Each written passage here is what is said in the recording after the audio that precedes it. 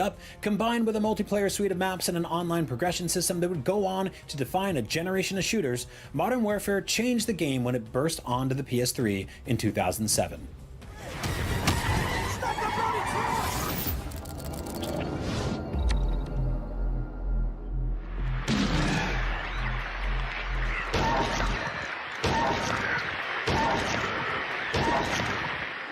Silent Hill was always the David Lynch to Resident Evil's George Romero. The PlayStation's other iconic horror franchise prided itself on taking pure horror gaming as far as it could go, and with Silent Hill 2, Konami created an unrelenting nightmare of a game.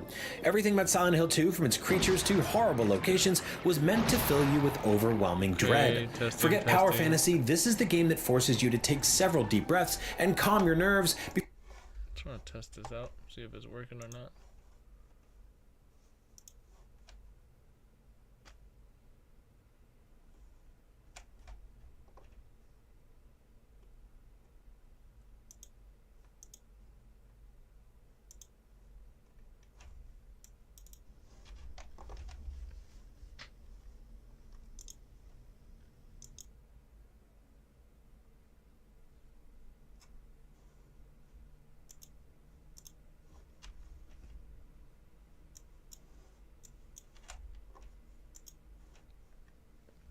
Okay, yeah, that should be better. Trying to see why it wasn't working. Microsoft has since made better games, but it's hard to argue against Dark Souls being the studio's most significant achievement. So, it says it's starting, right? But that's the It's easy to forget just how huge the Gran Turismo series is. The third game, Gran Turismo 3 A-Spec, was the best-selling exclusive on the best... What the official site?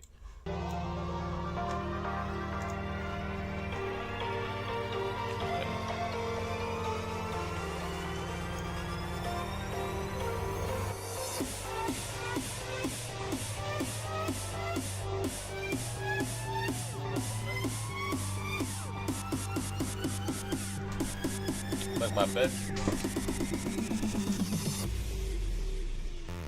Go!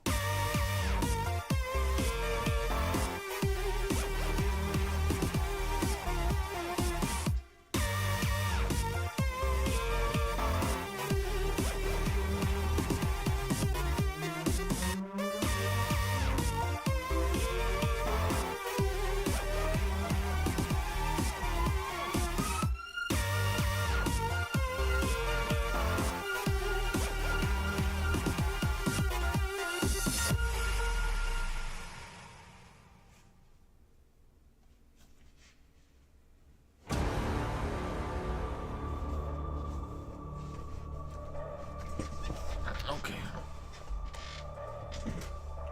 Kind of like the IGN one better, if I'm being honest, right?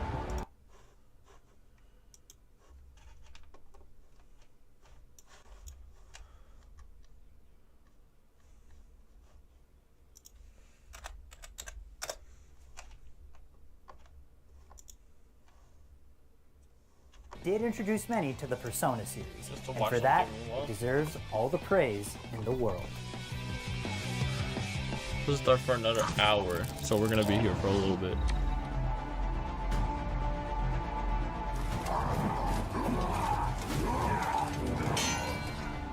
Few games have had as much of an impact on RPG design as The Witcher 3 Wild Hunt.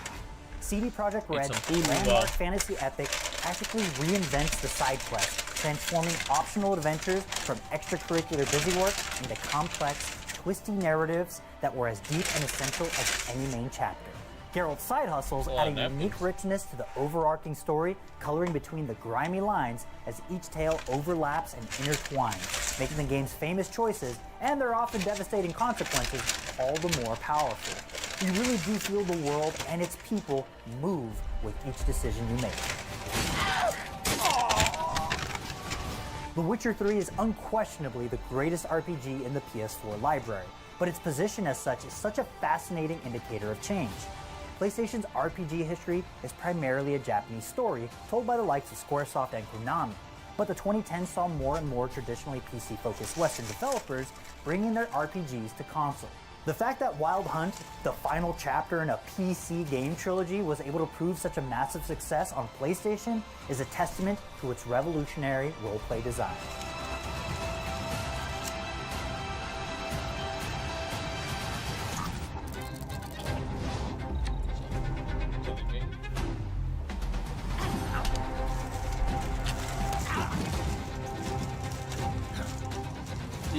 It's hard to think of a game more ahead of its time than Metal Gear Solid 3 Snake Eater. Reframing the espionage action series as a 60s set, James Bond-style behind enemy lines mission, its intricate stealth and camouflage systems, bold cinematic flourishes, and unmatched boss design make its release on the PS2 seem like a miracle for 2004.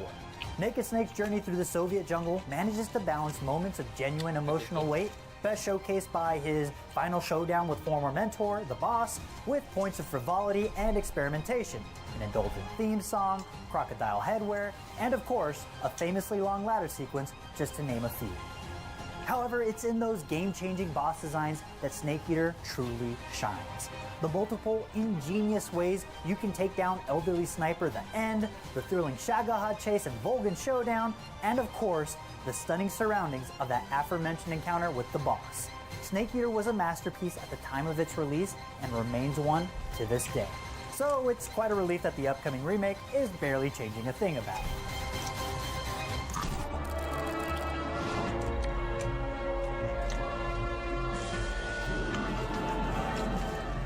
The Castlevania series has always provided fun, side-scrolling action games, but with Symphony of the Night, it was no longer just a game where you ran from left to right. The game's setting of Dracula's castle is instead one open-ended map for protagonist Alucard to freely explore, with all four directions demanding equal attention. While heavily inspired by Super Metroid, Symphony of the Night made its own important contributions to a genre it would go on to co-headline. From the shifting map to adding RPG-like experiences, conquering this giant puzzle of a map as it twists and turns throughout the story immediately puts into perspective just what a monumental accomplishment Symphony of the Night turned out to be. I'll guide you to meet your destiny! As PlayStation entered the 3D era, Symphony of the Night arrived in the darkness as a true swan song to 2D gaming and the triumphant start of the Metroidvania genre. Praise be to Koji Igarashi.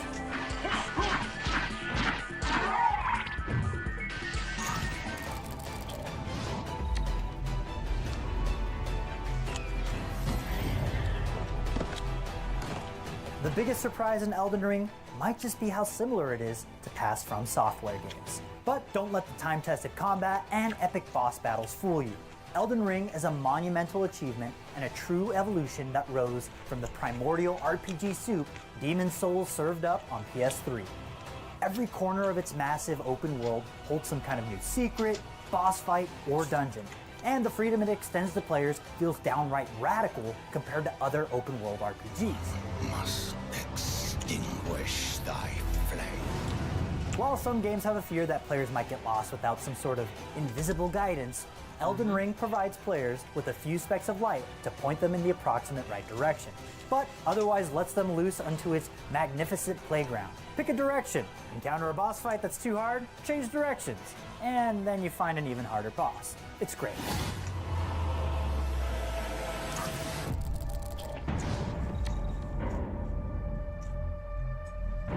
I have to finish it. Violent, sad, scary, and irrepressibly grim, The Last of Us Part 2 isn't best described as a fun time, but it is a phenomenally powerful one. 2020's Ellie-led sequel to one of the most recognizable games of all time took us to the rainy, overgrown streets of Seattle on a trip that spirals through all 7 layers of hell.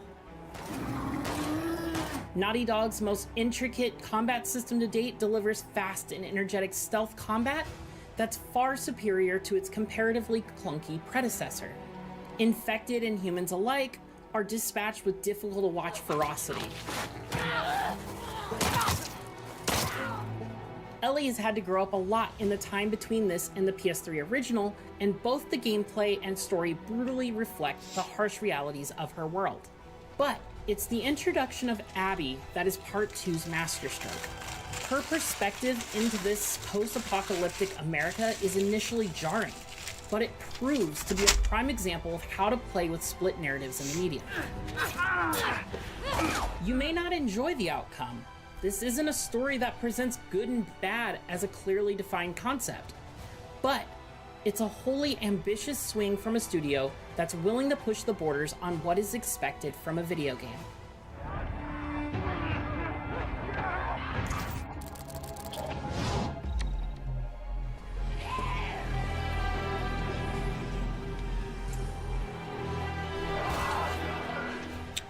There are many contenders for the best entry in the Resident Evil series, but our vote emphatically goes to the 2019 remake of Resident Evil 2. The original Resident Evil 2 took everything successful about the survival horror formula established by its older sibling and refined it. The locations were creepier, the enemies more Tekken? menacing, no and the idea. scares were bigger and badder. The hell is that? The adventures of Leon and Claire in Raccoon City not only became a benchmark for Resident Evil, but also set the standard for a PlayStation blockbuster. But in every way that 1998's Resident Evil 2 improved on its predecessor, the remake also replicated in kind. It's a prime example of how to take an older game and reanimate it for a new generation of players. Pioneering a new generation of scares that are often imitated but rarely equaled, Resident Evil 2 sits atop the pile when it comes to one of PlayStation's most famous series.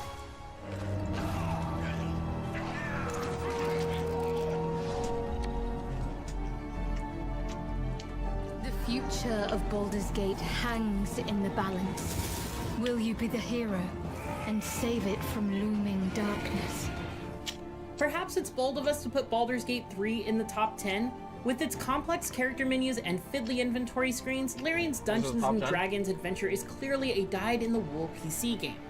But there's no getting away from the simple fact that while Baldur's Gate 3 is far from a classic PlayStation game, it is undoubtedly one of the very best games you can play on Sony's current machine. A monumental achievement in RPG design, Baldur's Gate's world reacts to your every single decision, be that something as simple as a little white lie or as devilishly grand as slaughtering an entire population. Or sow chaos in your wake? Oh shit. The physical and emotional impact of those choices can be felt across the entire journey, shaping the character arcs of your companions and adjusting the trajectory of the epic finale. And by painstakingly translating the D&D rulebook into video form, Larian ensures battle is just as malleable as its storylines. Dozens and dozens of skills, abilities, and weapon options means you can mold each character into the warrior of your choosing and devise creative strategies to decimate your foes. Few experiences feel as bespoke to you as Baldur's Gate 3, and that's why this traditionally PC experience deserves to live alongside PlayStation's heavy hitters. Hey Siri, set a timer for 45 minutes. Oh shit.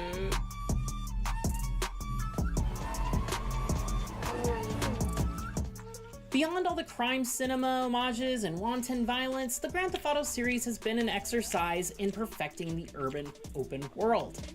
Rockstar finally nailed it with GTA 5's Los Santos, a digital city that feels authentically alive. In the campaign, the street's heartbeat comes courtesy of the series' most accomplished mission chain, which combines the character study narrative of GTA 4 with the wild objective variety of San Andreas. The ambitious character switching mechanic gels perfectly with the story's heist focus, pivoting the action between the team's specializations as each job demands. But as good as the campaign is, it's GTA 5's multiplayer mode that captured the imagination of millions. Taken online, Los Santos becomes a crime playground where it's the purge every day.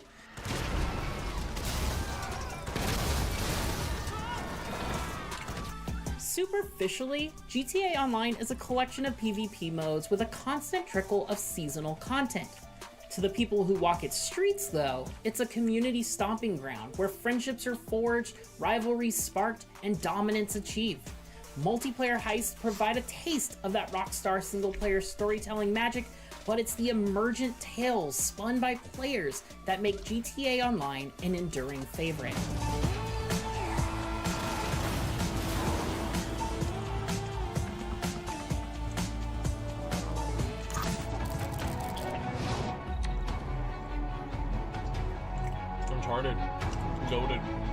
It's not hyperbole to say that Uncharted 2 Among Thieves charted the course for the next 15 years of PlayStation history. Its predecessor, solid if unspectacular foundations, but it's in Nathan Drake's Himalayan adventure that he really found his footing. It's ironic in some ways, then, that it took him hanging off the end of a derailed mountainside train for him to do that. For many, Among Thieves remains the apex of the Uncharted series, although just as many would argue in favor of A Thief's End, but there's no doubt that 2 is the most impactful. Its explosive dedication to delivering blockbuster cinematic action would spark a fire inside Sony to make single-player stories like this their focus for a decade and a half to come.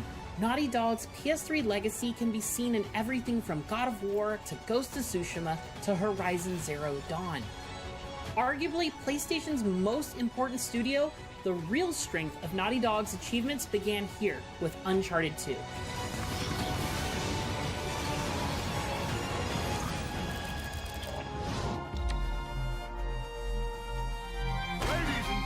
This is a robbery.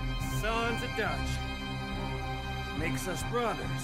The highest ranking multi-platform game on our list, Red Dead Redemption 2 saw Rockstar hit its greatest creative heights following a chain of success that had been tied to the PlayStation since the PS2. Offering unparalleled immersion into the American West at the turn of the 20th century, the fateful tale of Arthur Morgan is arguably still the best looking game on a PlayStation console, despite having been released on a past generation's hardware in 2018. But Red Dead Redemption 2 is so much more than just a technical achievement. It is an open world developer firing on all cylinders, inviting you to get lost in its land full of quirky characters, genuinely worthwhile side activities, and of course, an impeccably told story. Only the feeblest of men take jobs in the government. With the devilishly charismatic Dutch van der Linde operating as his foil, Arthur steals the hearts of any who controls him, making us cherish each and every moment spent walking in his shoes. A world-weary man with a violent past looking to usher in a brighter future for those close to him, he's brilliantly reflective of the time and place he lives in. Managing to tell such an engaging and affecting tale in as huge an open-world setting as this is an art form in its own right. And through Red Dead Redemption 2, Rockstar showed us why it's the master of its craft. Stay with me. Yeah, others.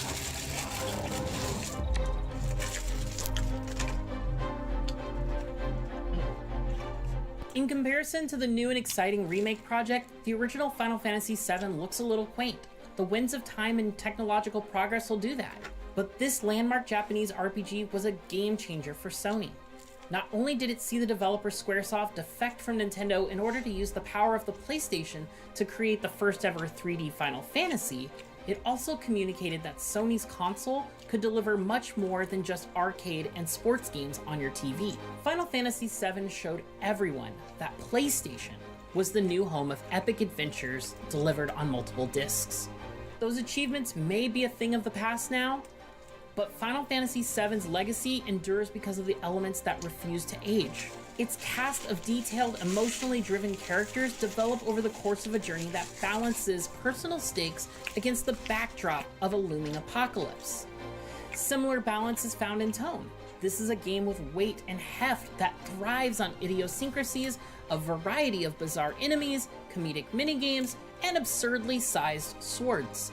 It's this combination of light and dark that make Final Fantasy VII such an enduring classic.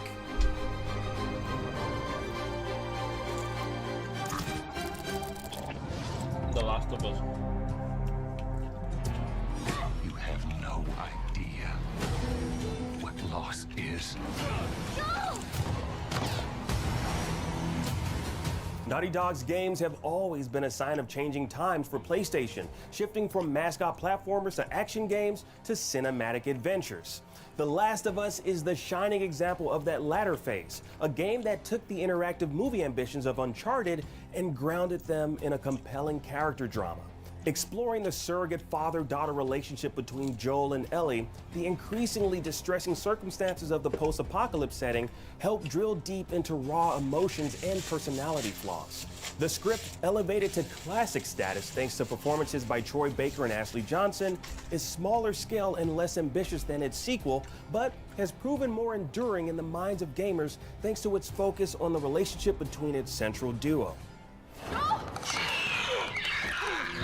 Many of its achievements are admittedly found in its movie-grade cutscenes, but The Last of Us wouldn't rank so highly on this list if it weren't for the way Naughty Dog entwined its narrative and gameplay goals. The survival horror-inspired gameplay communicates a sense of desperation, be that in the constant search for supplies, DIY equipment, or the messy struggle that is Melee. While Ellie is technically invulnerable to damage, combat triggers a guardian-like rage inside of you, a feeling that pays off to tremendous effect when it comes to the muddy morality behind its final act. Joel, I can handle myself. It's called luck, and it is gonna run out.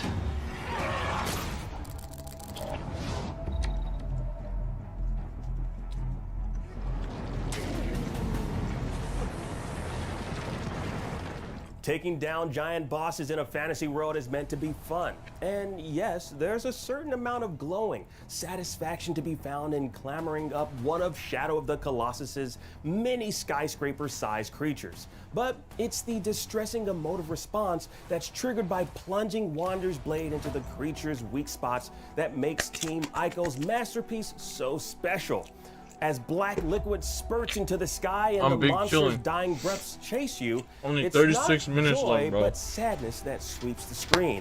Conquering the Colossi is pretty much melancholy. I'm not going anywhere. Team Ico's second Well, I see fantasy something world related is to Tekken. sparse yet haunting, largely empty apart from the hulking figures that call its green fields, treacherous deserts, and vast lakes home. Each one is a delicate puzzle waiting to be unlocked, the battles proving to be enigmas that demand the use of brain over brawn. This artistic, poetic approach creates a singular piece of work only enhanced by the stunning PS4 remake that arrived 13 years after the original first lumbered onto the PS2. You may have some regrets following your in-game actions in Shadow of the Colossus, but you'll certainly be left with none about experiencing it.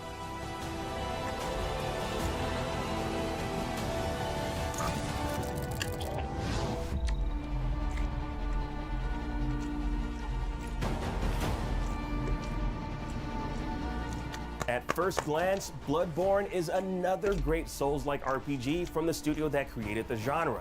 But look a little deeper and you'll find something truly sinister running through its veins. Yes, the boss fights are supreme and the level design is tremendous, but there are dark and old secrets hidden all throughout Bloodborne. The way the game unravels such secrets for the player is the true majesty of From Software's PlayStation 4 magnum opus. This isn't just a game with hidden treasure chests behind disappearing walls. Taking direct inspiration from author H.P. Lovecraft, From Software took the concepts of arcane knowledge and eldritch horror and translated them beautifully into video game form. Parts of Bloodborne don't even reveal themselves to the player until they gain a certain debating if I should play a little bit of Tekken while I which wait. can only be revealed from encountering Bloodborne's most horrifying and beautiful sights. Bloodborne isn't just action RPG greatness, it's pure interactive literature.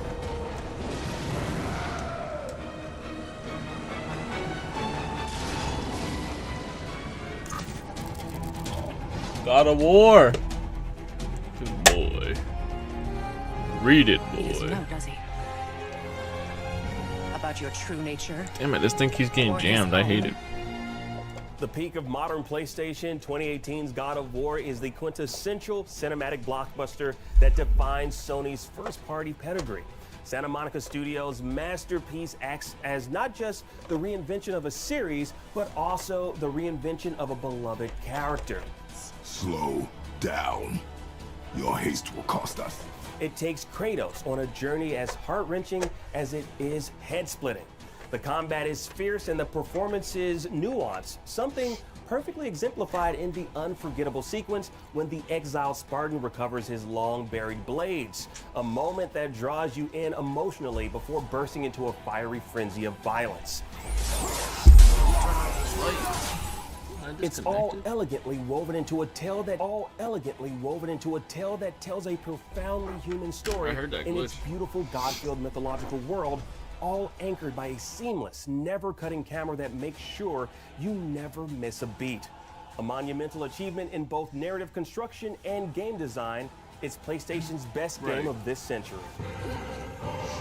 See it plugged in. It's cold. I won't lie to you. It's cold in here. Can't be. I think there's a button. You were killed in Zanzibar.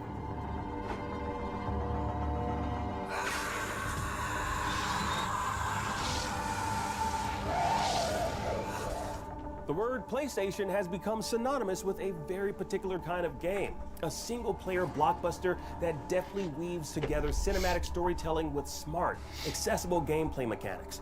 While that reputation was truly solidified during the PS3 era, its roots go right back to 1998 and the original PlayStation's most enduring masterpiece, Metal Gear Solid.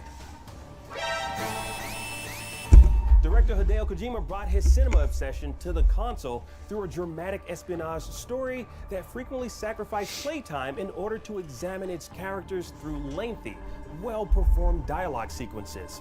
But it looks like our little diversion got their attention. Now's your best chance to slip in unnoticed. Despite its playful, oftentimes meta tone, Metal Gear Solid explores the theoretical real-world consequences of nuclear aggression with genuine insight, delving into subjects that remain as essential today as they did in the late 90s. Between the codec calls, though, are Metal Gear Solid's strongest achievements. We can't forget its all-important Vision Cone revealing radar, which enables a brilliant stealth experience in which Bond-like gambits are easily planned and executed. But its true highlight are the bosses, each a perfectly executed duel with its own bespoke mechanics. The fan favorite, of course, being Psycho Mantis, whose mind-reading powers gave players a start and whose input-inverting powers could only be overcome by switching controller ports. But really, every single one of Metal Gear Solid's Wild Rogues gallery is a special showdown in its own right. There are arguments to be made that later Metal Gear Solid entries went on to offer better experiences. But despite their respective achievements, none of them, nor any other game on this list, are anywhere close to being as truly revolutionary, memorable, or timeless as the original. Metal Gear Solid is the PlayStation game.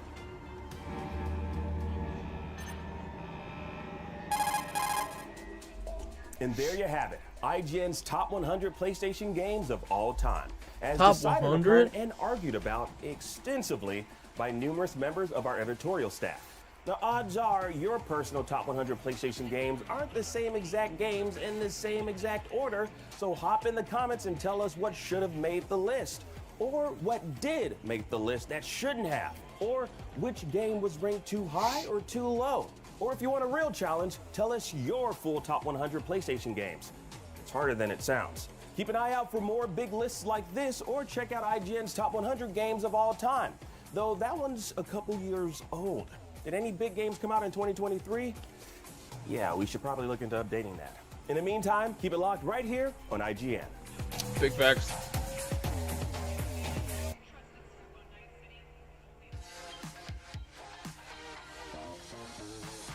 The 2024 Game Awards have arrived, and IGN is the place to be. Welcome to the Tifa? Game Awards! It's time to celebrate the year's best games, get a glimpse at what the future has in store, and no matter what we expect, something unexpected always happens. Kojima! Kojima!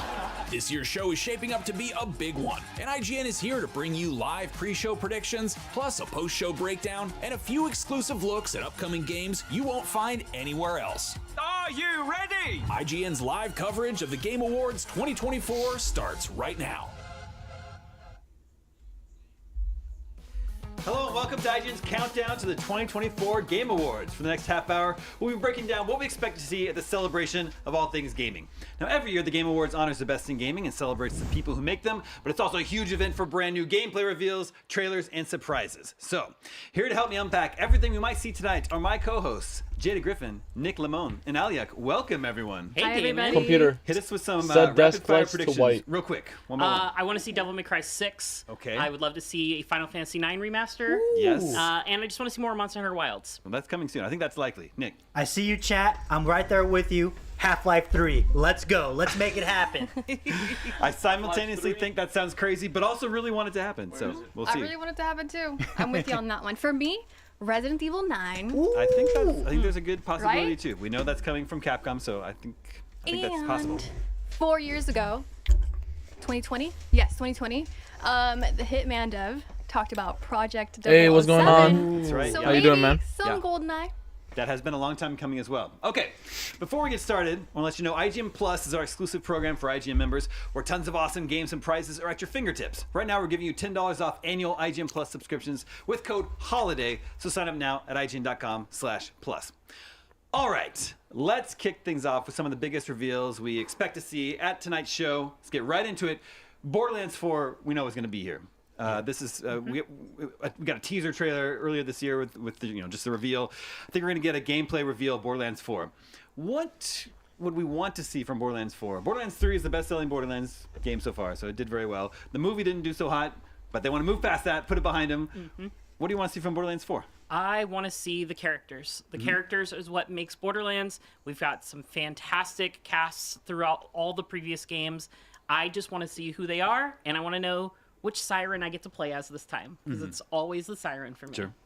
Nick, we talked about in GameScoop how sometimes we get annoyed with bullet sponge enemies, and Borderlands has those. Yeah, it is, I think, the quintessential example of, hey, is the difficulty up just a nudge, then this enemy is going to take a rain of bullets before they get put down. But that said, I do think Borderlands, I might not be the biggest fans of the Borderlands franchise, but I am a big fan of how they do weapons. They are very creative with what they do with the weapons, and I'm hoping to see something just as impressive. Yeah.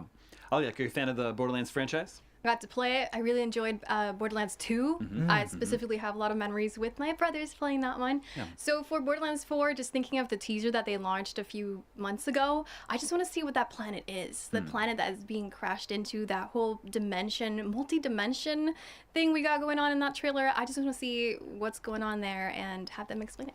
Yeah, I was also a big fan of Borderlands 2, and it's been I think Borderlands 3 was 2019, I want to say. So And like so many spin-offs later. Yeah, it's been a minute. I feel I'm ready. I'm ready to return to Borderlands. I'll play another Borderlands. Let's do it. We also know, I think there's been one leak so far this year, only one, which is pretty good. What do we got? Get several leaks. The Mafia, The Old Country, a trailer really leaked ahead of time with the release window of, I think, summer 2025. Interesting to be getting a new Mafia game in the same year as a new Grand Theft Auto. Yeah, but I mean, I think it's going to really set itself apart with its just kind of location and environments that we're going to get with Mafia the Old Country compared to what we're expecting in GTA 6, which is pseudo Florida. Yeah. And what I can see from our community and chat, and anytime this game has been brought up, they are extremely hyped for Mafia Old Country. Like this, I think this game is going to be a major surprise and shake-up in 2025. Nick, Aliak, are either of you Mafia fans? Yeah, I like Mafia. I think it kind of sets itself apart from Grand Theft Auto by being very self-serious, but in a good way. It is very Godfather-esque, and I think with the Old Country going back to the Old Country, it is going to be evocative of the best Godfather, Part 2. So that should be an exciting time. This will probably be the game that throws me into the criminal underworld in the video games with this Mafia. I've seen it many times. I've seen people have so much fun with it. I know it has a huge fandom, and I've always been attracted to it. I've seen it. This might be the one that makes me play it. All right, it's well documented. Jeff Keighley and Hideo Kojima have a friendship. What? And Kojima, yep, it's true. I know. No way. Kojima often makes appearances at the Game Awards, and he is confirmed to be making an appearance tonight. So, of the projects that he's working on, Death Stranding 2, OD, and Fizzant, what do we think we're likely to see this evening? I mean, I think we're most likely to see Death Stranding 2 on the beach, but I would love to see more of OD. That's the one that has me most excited or intrigued, I guess is the right word. OD was shown at the Game Awards last year, and I don't think there's been any updates on it since. But this is something that he's working with Xbox on, I believe. And Jordan Peele. Yeah, that's right, yeah. I'm really intrigued by the cloud. They said they were working on the cloud with Xbox, and I was thinking back on the Metal Gear Solids when Kojima was working on them, and how they kind of messed with the player a little bit. So I'm wondering how they're going to use that cloud technology to mess with the player. Since OD is scary, it's meant to be a horror game. Could you potentially receive phone calls, text messages through the cloud system to scare you and immerse you into the game? I don't know. Tekken 8, Transfarring please. is coming back. Just show us something PSP, already, it's man. coming back, baby. Please. For Death Stranding 2, do we think a release date? I think It's we time? gotta get a release. It's At time. this point, I feel like we've seen so much. 23 of the minutes game. left. Right. And That's I what my believe timer you mentioned says. that in the Tokyo Game Show, they teased that, see that. we would be seeing or hearing more about a release date for Death Stranding 23 2. minutes And left at this point, is what my I don't need timer- to see yeah. more from the game. I just want to know when I'll be able to play it on my PlayStation 5 then- Pro. They said soon, Ooh, 4 months ago. please. So this could be the soon. It should be soon. It should be soon. I'm expecting at least a release window, like a season. Yeah. I think spring 2025. Really? I'm calling You think it's that soon? I'm calling. I'm shooting my shot. The only reason why I don't say we get a date is because so many people are afraid of GTA 6 right now, Yeah. and I don't think Death Stranding is that same kind of competitor, but Yeah. I think they're still going to play it safe. Yeah, it is true. Going into next year, I think everyone will be waiting to see when GTA 6 lands on its release date, because no Very one wants true. to be anywhere near that. Very for true. sure. What about Fizzant? This is the game that Kojima's working on with Sony Pictures, I believe, and it's supposed to be the spiritual successor to Metal Gear. Yeah, I mean, as a gigantic Metal Gear fan, this is the one that I'm most interested in, just because Kojima, Metal Gear, he parted ways with Konami on not amicable terms. So seeing him return to the tactical espionage action is going to be super exciting. And now it sounds like it's going to be tactical espionage fashion action, because I know fashion is going to be one of the big major tentpoles for whatever Fizzant ends up being. And fashion is doing big right now. Infinity Nikki just Infinity dropped. Nikki. It's got Yeah. major I'm not fans, gonna 10 lie. million GTA 6 downloads scary. already. If it drops right, like Microtransactions anywhere near in Fizzant 2026, confirmed? around Question mark? 2025, Yeah, let us around know. like, I just know it's gonna ruin a lot of people's plans for any games that are being released right now. And Tekken, they played it smart for releasing it sooner than later, next year, because then they wouldn't have to compete with that. So it's good that it's out now. More Doom Dark Ages. So I'm That telling game you. looks fire. Yeah, and I think just riding the momentum of the high that is Indiana Jones, I think Bethesda's, getting its feet under them again. As I know it was Todd Howard's that's beautiful. secret project, that it was like his precious little baby. So I could see him being the face of just, on not only Bethesda but id Software and Machine Games, obviously. So yeah, I think it makes sense. I hope they do show us a little bit more of Doom the Dark Ages. It's one of my favorite games from the last years that I've played, and I need to see Doomslayer in the Dark Ages and flying on, what was it, a dragon mount that we get to go And you on. get a mech. It's Chopping up crazy. skulls to make projectiles. Yeah, feeding skulls into your gun. It's It is great. just the coolest, most metal-ass Yeah. game, which I just really appreciate the commitment to the metal. Yeah. And while we're on the topic of Xbox owned games, That looks Avowed is sick. coming I'm early next definitely year, playing too. that. Very hype. That's in February, I believe. So it's possible, although maybe Xbox would want to save that to do like its own showcase dedicated to it in January or something. Yeah, I feel like we've seen a lot of Avowed. I don't think this is the right stage for that at this point, but I wouldn't be mad to see a little bit more. We also have a very generous preview that's available on IGN.com, so make sure you check that out. Good shout. Okay, Sam Lake from Good Remedy shout. is another. Very recently, he makes a lot of appearances at the Game Awards. He's gonna be a presenter. That's confirmed. So with Alan Wake 2 out, the Lake House DLC is out. I think the next thing they have coming is FBC Firebreak, which is their cooperative multiplayer game based in the Control universe. Yeah, it's set in the FBC, I believe. Yeah. Do you think that's most likely what would we see from him? I believe so. I think FBC makes the most sense.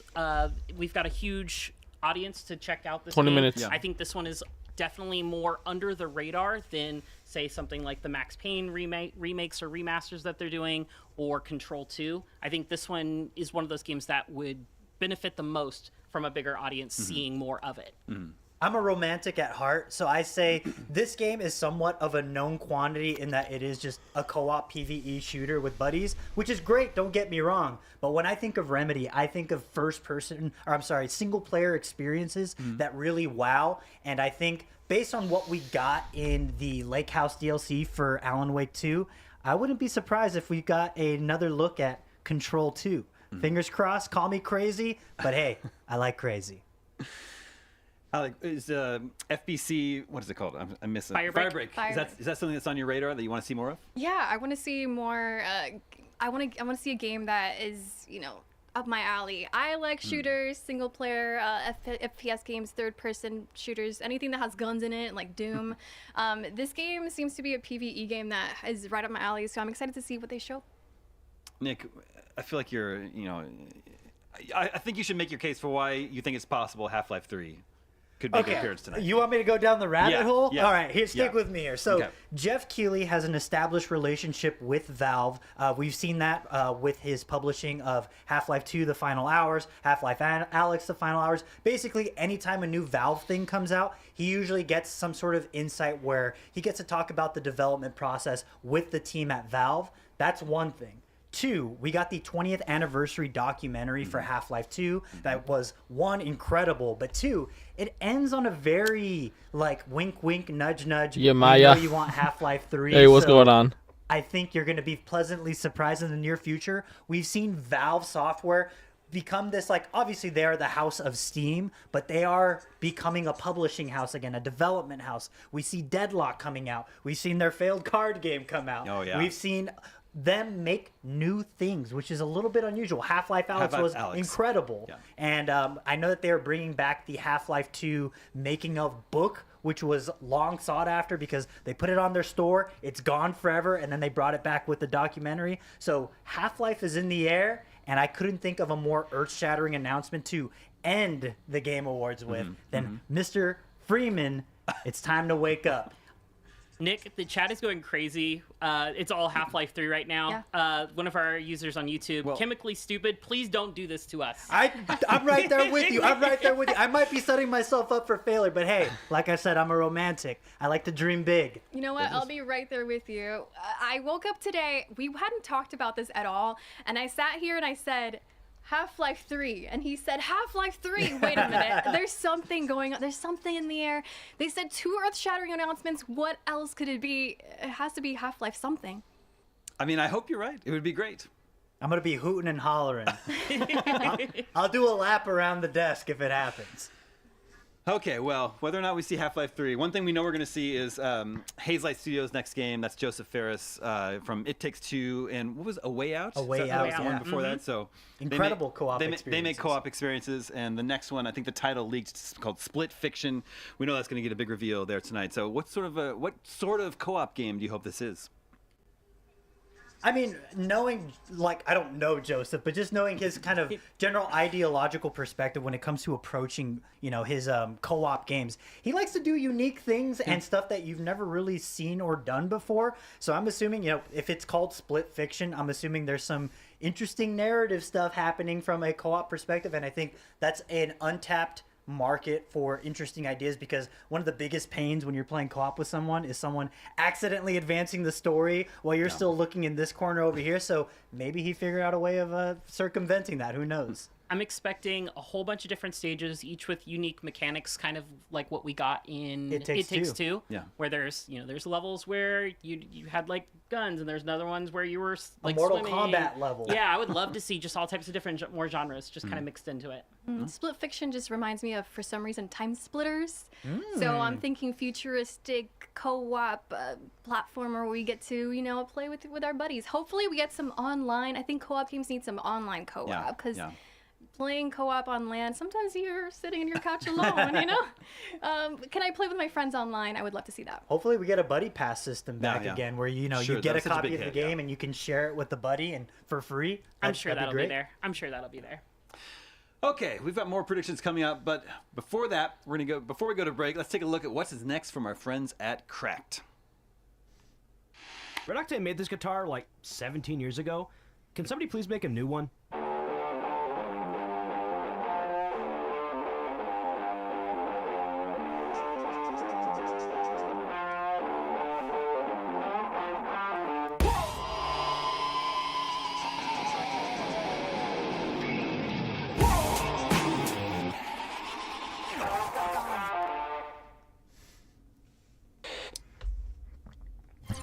IGN's coverage of the Game Awards is presented by Lenovo Legion. Reach your impossible.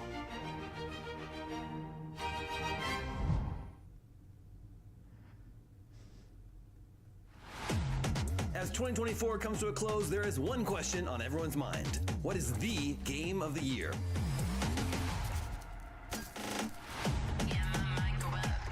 IGN, we take this award very seriously.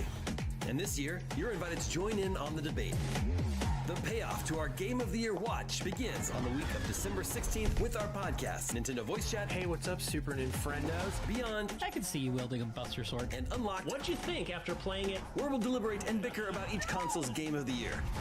It all culminates with the reveal of the big winner on December 20th on our special episode of Game Scoop. It's been a great year for games already so far. Lots of great games.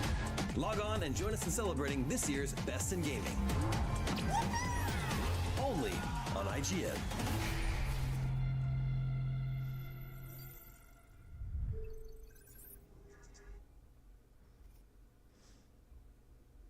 IGN Store has it all.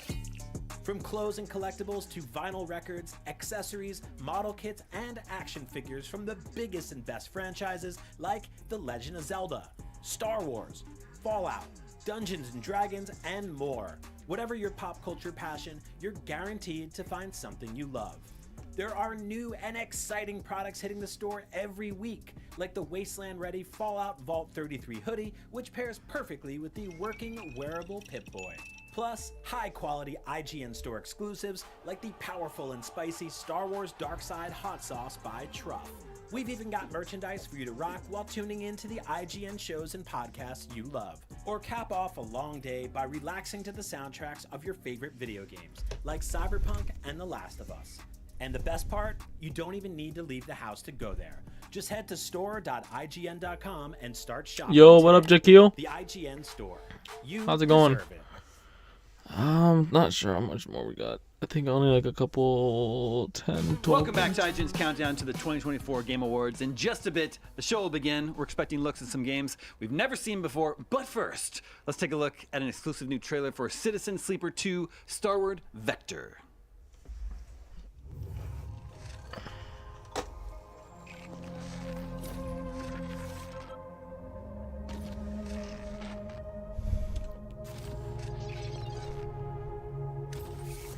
Doing everything I want.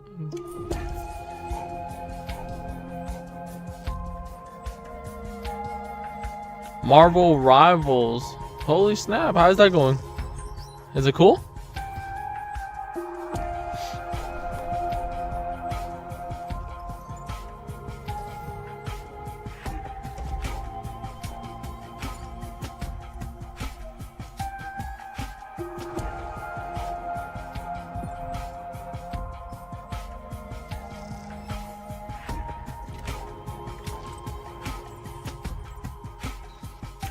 Interesting game. Really cool artwork, I'd say.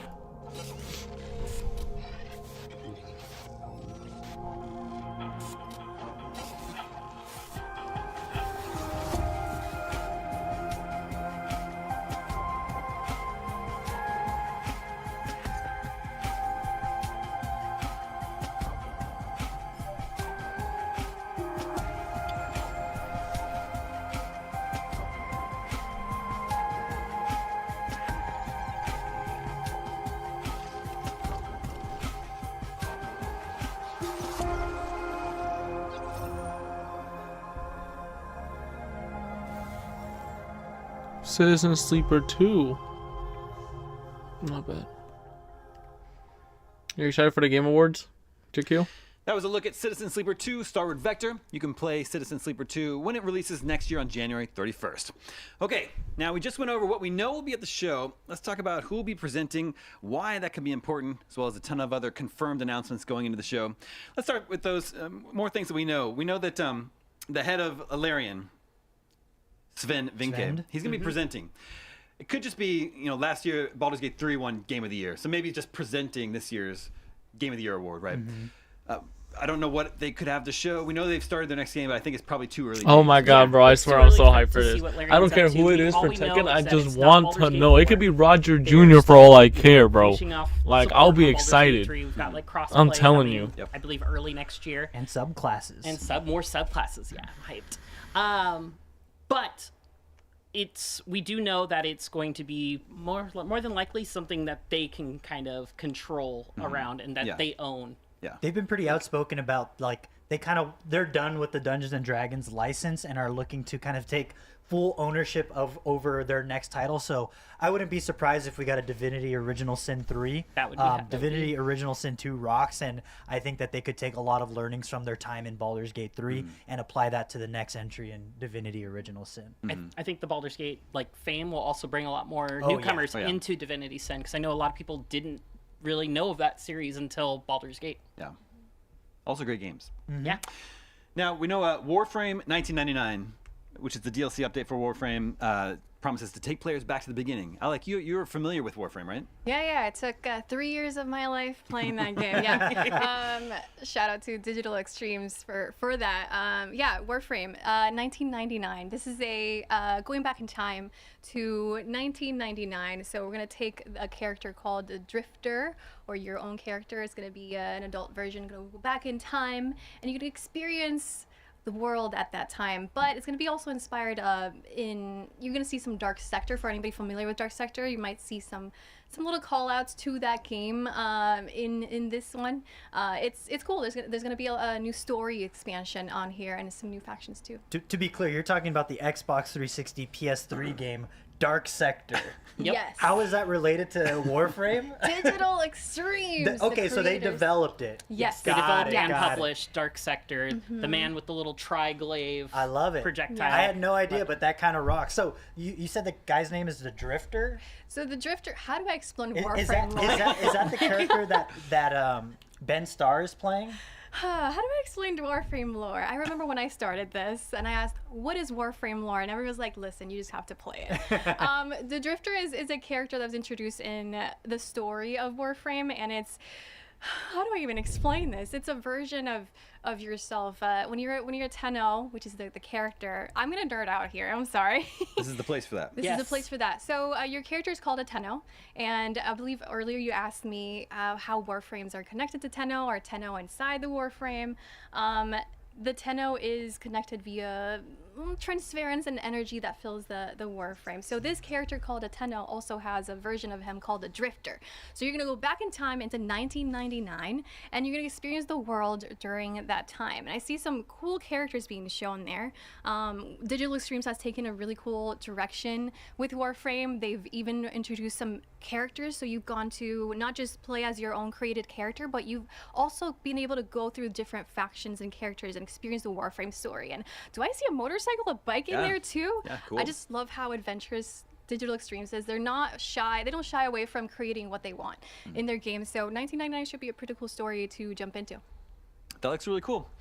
Now we know they're gonna Tekken 8. They're gonna be showing the final character for season 1 of Tekken 8. And Jenny, you had an interesting theory about who this might be. Yes, the fans have been really hoping Tekken and 8. sending all sorts of messages to Harada-san for Tifa as the final DLC character for this season pass. And from Final Fantasy VII. Final Fantasy VII, Tifa would be a perfect fit. She's that brawler. I'm listening. And she's got the moves, she's got the specials, she's got all sorts of combos that you can Dude, pull off. in Tifa? Final I don't Fantasy. know, bro. And I think she would be a perfect fit, and probably my new main in Tekken 8. And it's not unprecedented either, That's what I was because gonna ask. they've previously had Prince Noctis from Final Fantasy 15 in Facts. Tekken. So they've had Final Fantasy characters before in Tekken, and if they did, again, Tifa in Rebirth and the remake felt like a fighting game character, so it feels almost at home in Tekken. There you go. I would love to see that. Hear me out. Okay, here we go. Okay, listen. Master Chief has Okay. not been in a single fighting game. Master since he got Chief released, was and the fighting games, killer. you know, we've been asking for Master Chief to be in a single Super Smash, not happening apparently. Maybe this could be the spot where Master Chief fits in. I don't know. I could see a plasma grenade grapple. Yeah, You stick them with the I grenade see and then that. throw I them see off a that. cliff. No, she's you spitting. could see that. All right, we can see we have the countdown up now. We're just 5 minutes away from the Game Awards. So as soon as that begins, we will hand you on over to Jeff in the Game Awards. Be sure to stick around after that for our post-show coverage. We'll be breaking down everything that we've just borne witness to. A couple other things that we know are coming. My man Aaron Paul is going to be presenting there. So Need for Speed. Let's go. Let's get a new Need for Speed game, baby. we could get a new. I would love a new Need for Speed game. Yeah. So I don't know if he's just presenting as making a celebrity appearance, or if he has something he's promoting. I don't know. But then we have the main actress from Fallout, Ella Purnell, is going to be presenting there, she's a double nominee. So I don't know if they're going to be showing a little glimpse at Fallout Season 2. It feels appropriate. Yeah, I feel like the time for Game them. Awards make sense for a sneak peek at Fallout Season 2. I know that they've already started production on Season 2, so... And I think they've said they wanted to fast track it too. So Yeah, so I could see a world where we see a sneak peek at a very beloved location in the Fallout universe. I'll save you any spoilers if you haven't watched Season 1, but go do it. It's very good. And then 2 actors from The Last of Us world. It's Isabella Merced, who appears in Season 2 of The Last of Us on HBO. And then the Shannon Woodward, who plays Dina in The Last of Us Part 2, and apparently she's in Alien Romulus, which I just learned earlier. She's also presenting. So they're both presenting. So maybe a look at Season 2 of The Last of Us on HBO. That also probably time for that. That also fits. Yeah. Just like with the same theory with the Fallout. I think Last of Us Season 2 is... That's what, February? I think it's early next year. It's very early It's 2025. definitely time for that. So, yeah.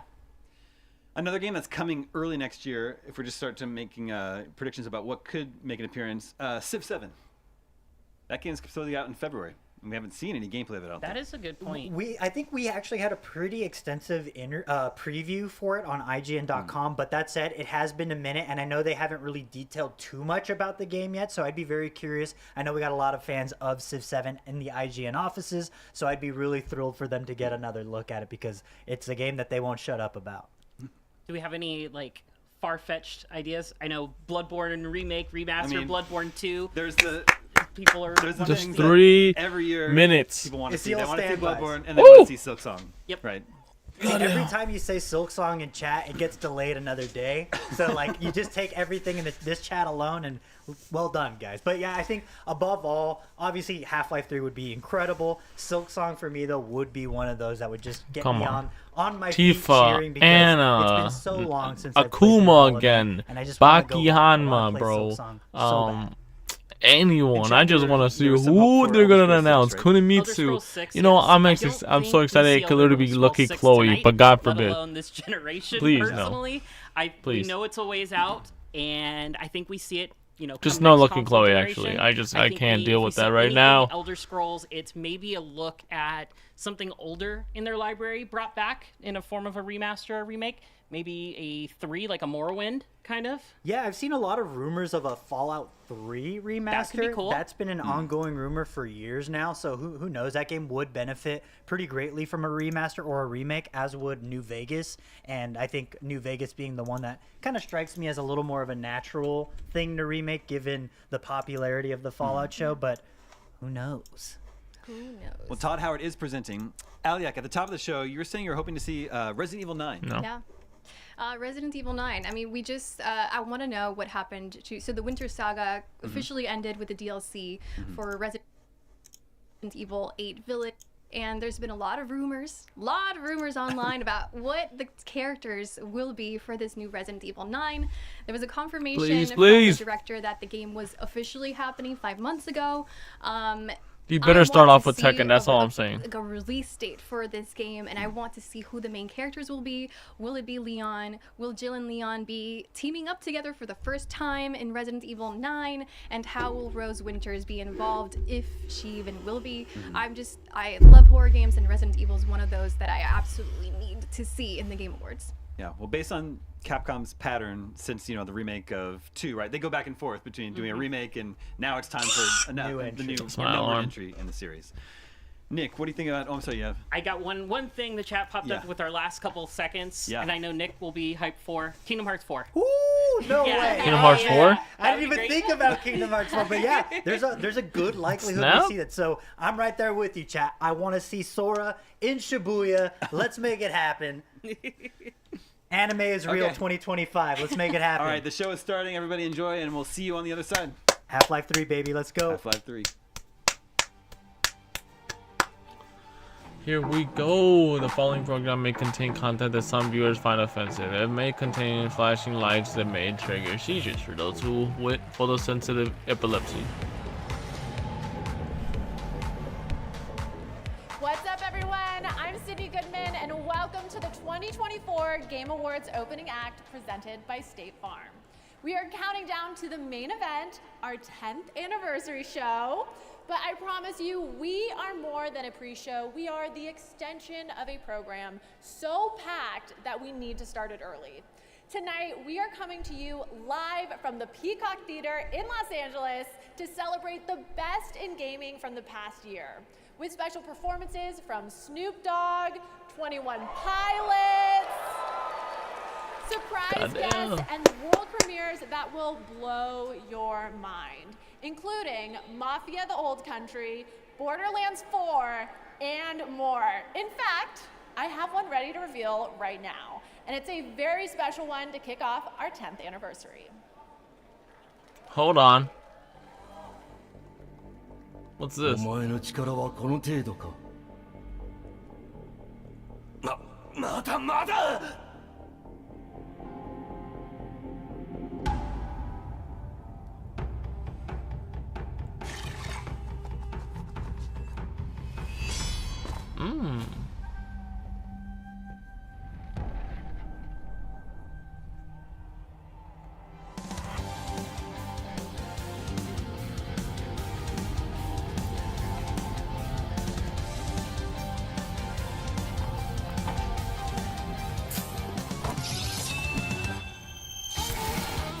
Hey, this looks badass.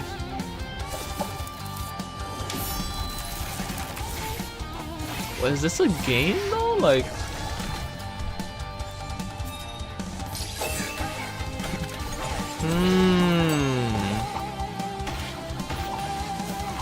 wow. Looks sick.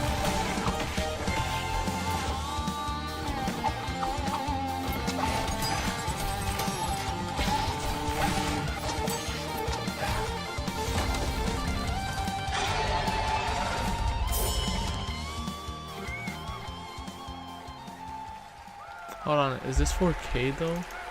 There it is, Ninja Gaiden Ragebound coming in summer 2025. It's the new title from Dotemu, the publisher behind Streets of Rage, Multiverses, and Tekken 8. Woo! The Game Award goes to... Sparking Zero, I mean... Oh, look at that. Tekken 8. Whoa! Yo! What? Let's go! What? Tekken 8? Thank you to all gaming community and Tekken community, and thank you to my development team and marketing team in all regions. And we will continue to update and improve Tekken 8. So stay tuned and don't ask me for beep. Bro. Thank you. Thank you. Bro, Straight had to slip that in. He had to slip that in. Tekken 8 won Best Fighting Game. A new kind of cozy game that is unlike anything you've played before. Tekken 8 won Best Fighting Game. Can you believe that? Over Sparking Zero? Like what? What? What? I gotta tweet about this. You saw that? Tekken 8 over Sparking Zero?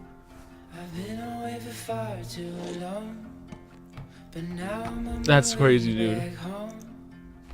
I hear the west winds calling. Won't be long. I'm there before the setting sun. For you to fall into my arms. A place I call home. I was looking to belong, and I'd already know that you would be there when the rains are gone. Like a light in the night, you alone.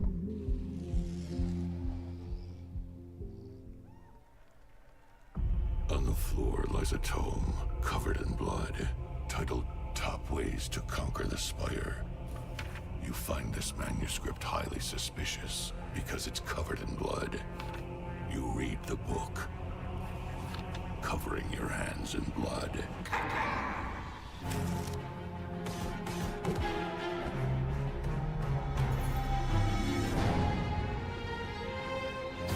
I wonder what this is.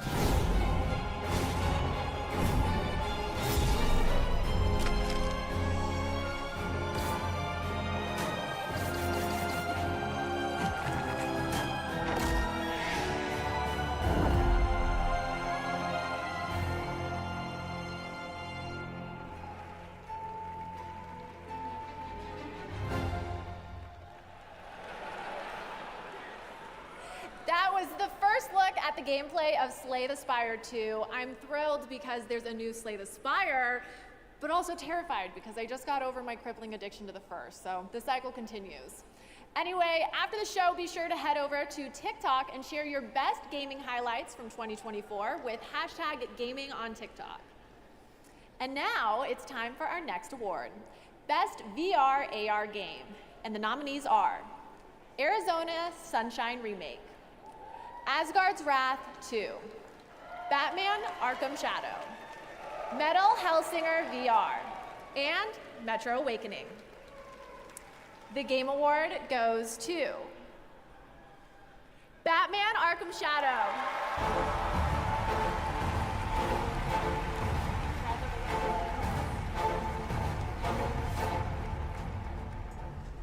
I just want to accept this award on behalf of my colleagues at Camouflage. You guys did some of the best work of your careers, and I have a feeling that the best is yet to come. The company we work for, Meta, has been a great place to work, and for Oculus Studios, all the support that you provided to us, the game over the line, including our sister studio, Tekken won best fighting game of the year, so that was hype. They just won just now. I was posting it and everything, but they won best fighting game over Sparking Zero, which is crazier. A sequel to that incredible foundation. That's the insane part, to be Rocksteady honest. And Warner Brothers Montreal provided to us. And then lastly, to the amazing crew and cast to this game: Roger Craig Smith, Troy Baker, Elijah Wood, Tara Strong, Kari Payton. You guys crushed it. You guys are award-winning as far as we're concerned. Thank you for what you brought to our game. Congratulations. Thank you, thank you. Since 2018, the TGA Global Gaming Citizen Program has Yeah, recognized right. individuals doing Winning their over part to Sparking better the Zero. world through games. This year's Tara recipient Strong, makes games that dude, protect it's nature crazy and time fight right now. climate change. Here's the story of Laura Carter, CEO and founder of Trees Please Games. I've worked in games for the best part of 20 years. PlayStation, Disney, Us2 Games, Square Enix. I loved working there. I loved working on such massive games, but I actually had a sense of guilt. In parallel with my games career, I've always had a passion, or actually don't like to call it a passion, I like to think of it more as a sort of a purpose for making a difference in the world. Nice tree. It's comfy. We're less than 20 years away from climate collapse. And for me, that's incredibly scary, both for our future, but for my children's future. It struck me that there was such an opportunity to use these games that were reaching hundreds of millions of people to create awareness about what's happening in the world. So when you play Longleaf Valley, you're restoring and saving a national park. And then as you're playing, you're actually collecting tree tokens to plant a real tree. Our players together have planted over You refuse to play Tekken 8 until its DLC improves. Heihachi's pretty balanced. Lydia's pretty broken. Heihachi does have pretty OP moves, though. I won't lie and say he doesn't. And Eddie, if you're on the lower rank, you could still get beat even in high rank, actually. So honestly, DLC's always been busted. Even Heihachi, who people look at as like balanced character, like he does have pretty OP moves. Like if you get launched once by him, you're done. Yeah, Heihachi's gameplay. I mean, I'm a Mishima main. I gotta love him. But even I know that it's OP. And Lydia's is just mashing straight up. too many guard breaks, and then just like plus it's just too much. It's insane. It's just, I don't like it at all, one bit. Eddie was a problem, but not anymore.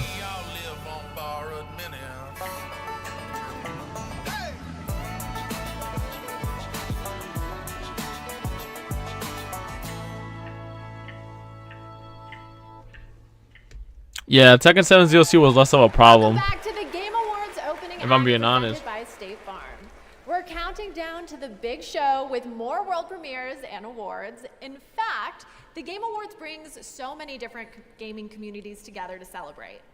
If you want to see everything State Farm is doing in gaming, head to their website right now at statefarm.com/gaming, because like a good neighbor, State Farm is there.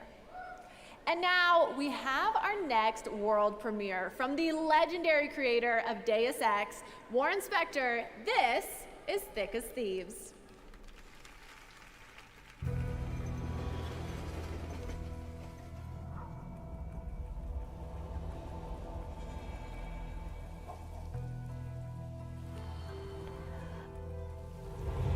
There's a night on the town.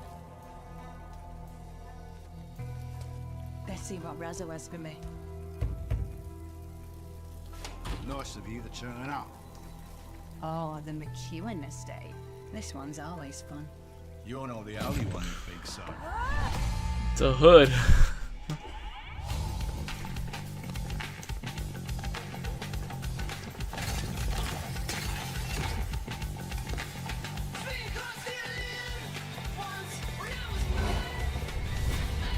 The spider.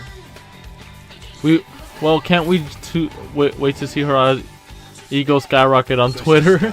Dude, him winning this is gonna make him like, I can't imagine how he's gonna be acting all over Twitter, everything. I mean, I thought Sparking Zero was gonna get it. That was spiking up with popularity.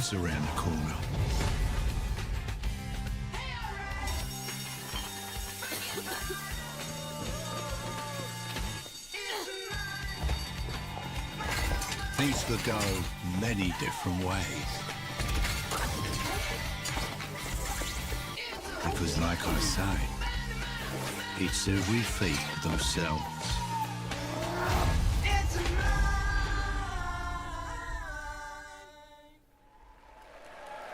Love it. Cannot wait to get that on my wish list. Okay, next up are our 3 esports categories. The first is Best Esports Game presented by Old Spice. And the nominees are Counter-Strike 2, Dota 2, League of Legends, Mobile Legends Bang Bang, and Valorant. The Game Award goes to League of Legends.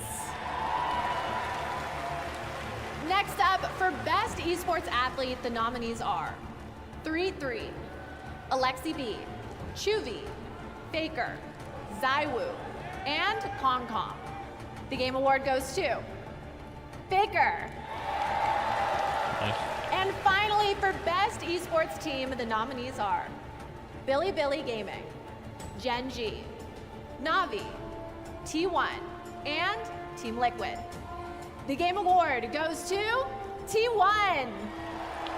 Congratulations to all the winners of our esports categories. All right, the Game Awards opening act presented by State Farm is moving forward as we reveal 2 more world premieres. This first one is an alternate take on a legendary series from Bandai Namco. Soul Calibur. No. People are saying Soul Calibur.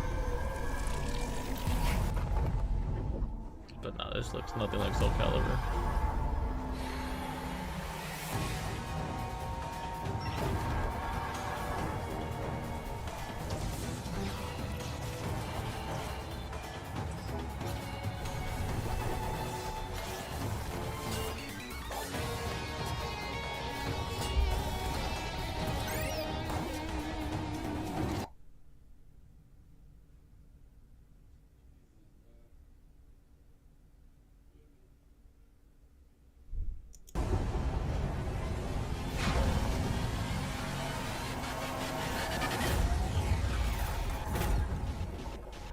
Looks interesting. Look up back.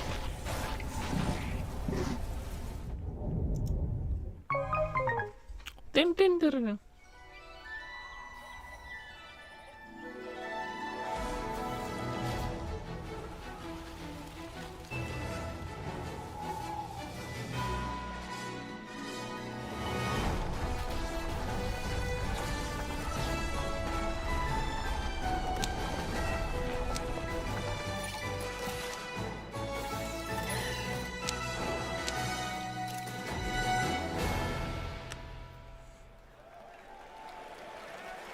That was Steel Paws, a brand new world from a gaming legend, Yu Suzuki, known for Virtua Fighter and Shenmue.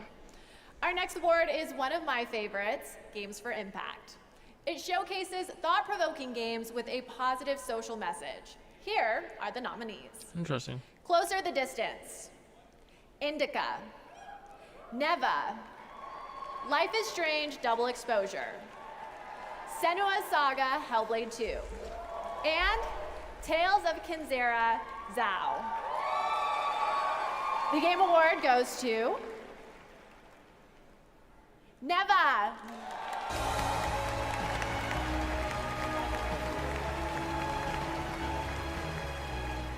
Well, it is such an honor to receive this award. Well, first I would like to thank the jury and basically everyone who voted for us. This award belongs to the entire team at Nomad Studio, Berlinist, our friends and family, and basically everyone who helped us to bring Neva to life. I would like to thank as well Devolver Digital. They were the first one. They believed in us since the beginning, and they gave us the opportunity to make 2 wonderful games. I'm looking forward to making many more in the future. And finally, I would like to thank the players. It's amazing to see how our story resonates with them. And we love to see how they enjoy our games, so thank you so much. Congratulations. Thank you. And now, another cozy game, and to introduce it is someone who knows a thing or two about them, Cozy K. Thanks, Sydney. Hey, Game Awards. I'm really excited to share one of my most anticipated cozy games with you, Tales of the Shire. There's so much to marvel at in the Shire. I love how it feels like I'm inside the books. I love spending endless hours in my IRL garden, and this game captures that feeling so well. And then inside, it gets real cozy. You can do a ton of decorating in your own style. You can really customize every nook and cranny. Now I'll hop inside the kitchen and start cooking. Ooh, the guests have arrived. Time to eat. Thank you for taking this journey through the Shire, and I hope it was as much of a treat for you as it was for me. Join me in playing Tales of the Shire, March 25th.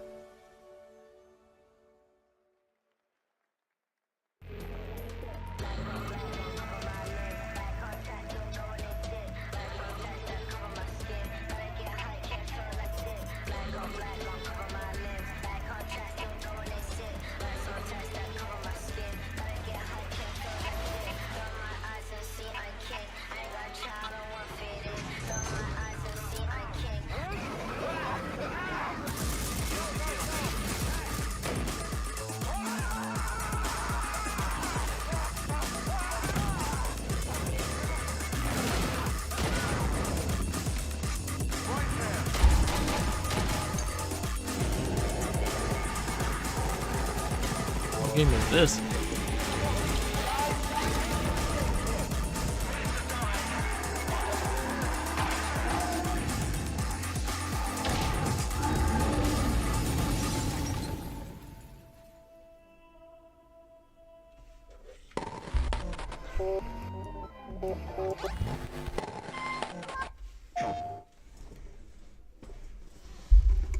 Welcome to the Midnight Murder Club. One flashlight, one gun. Use your senses and become the shadows. Let's go. Stay quiet. Okay. Do you know where we're going? Towards those. Come on. Hello? Oh, hello. No. Oh! What? You killed the piano! Oh no! Came in from behind. Double kills? Oh, what? Did you get it? Yeah! Come out here. Join the club and die trying. That sounds fun. It's like one of those multiplayer games. Welcome back to the Game Awards opening act. We are so close to the big show, which, oh my gosh, thank you so much. I love you too. Which, by the way, is freaking stacked this year. Let's hear it for the 10th anniversary of the Game Awards. But until then, enough. I'm kidding. I still have some incredible awards and world premieres to share with you. So let's get back into it with our next award, Innovation in Accessibility. These nominees have all made strides to make their games as playable as possible by as many gamers as possible. And they are Call of Duty Black Ops 6, Diablo 4, Dragon Age The Veilguard, Prince of Persia The Lost Crown, and Star Wars Outlaws. The Game Award goes to Prince of Persia The Lost Crown. Congratulations. Thank you. Merci beaucoup. We are truly honored to receive this award. As from the beginning of the project, we aim to create a fun and challenging game, but a game as accessible as possible. And it proves that accessibility doesn't dilute, but rather reinforce the core of a game. More players enjoy the thrill of expression thanks to our screenshot marker system. More players experience the intensity and expressivity of our combat thanks to the option. It was a passion project made by an incredible team. Big congratulations to the team. I know you're watching from Montpellier. Félicitations à l'équipe. What you know about these crunchers? Crunchies. To everyone who supported us. Don't ask me for shit. Yann, our families, our friends, and of course you, the players. Thank you. Congratulations. And now it's the next game from Pugstorm, the Swedish team behind the indie hit Core Keeper.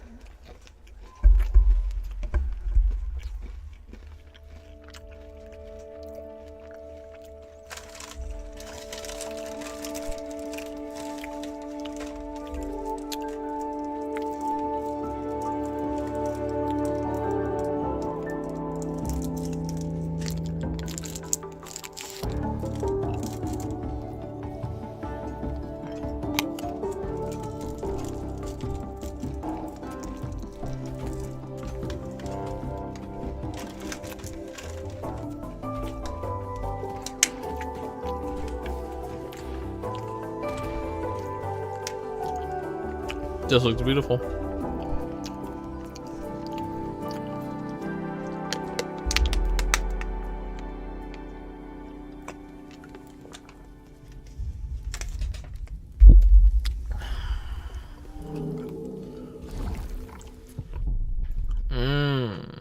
That's cool. Love it. And that is the perfect way to get into our next award, Best Family Game. Here are your nominees. Astrobot, Oh, I know people love that one. Princess Peach Showtime, Super Mario Party Jamboree, The Legend of Zelda Echoes of Wisdom.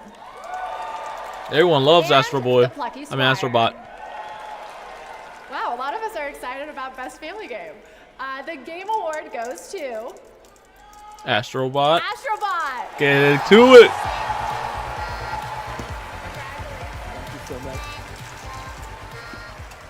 Thank you so much. It's a massive honor for us to be getting the Family Game Award because it's something we've been working hard on for many, many years at Team Asobi. So first thing, I want to thank Team Asobi over in Japan, all 65 of you. Thank you so much. It's your heart and soul that went into this game, you know, really trying to please and put smiles on people's faces. So this is really for you. Thank you so much. You know, making a family game is important because we're forming the first gaming memories of people. We all have first gaming memories, right? And so it's both a privilege, a big responsibility as well, but it's one we take very much at heart. So this award, it's for the kids and the parents out there. We love you very much. Thank you very much. Well said.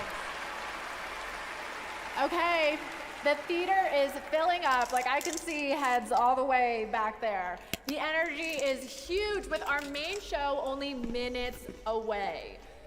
But I still have 2 more world premieres for you. First up, a new and very unexpected game from a studio that was nominated for 3 awards at the Game Awards 2022.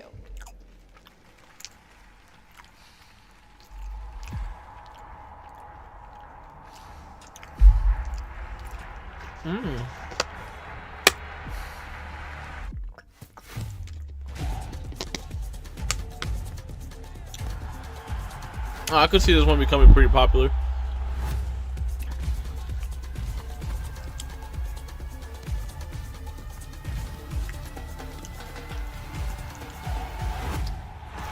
Hey. Oh, this looks pretty good.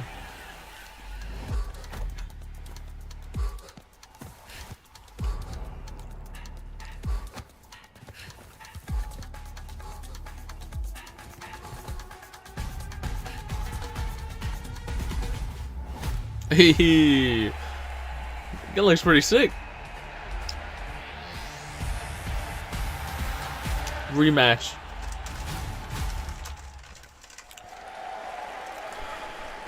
Okay, would you believe me if I said I only have 1 more incredible world premiere for you? Get ready to have all your senses overloaded in the best way possible, of course. This is Solasta 2.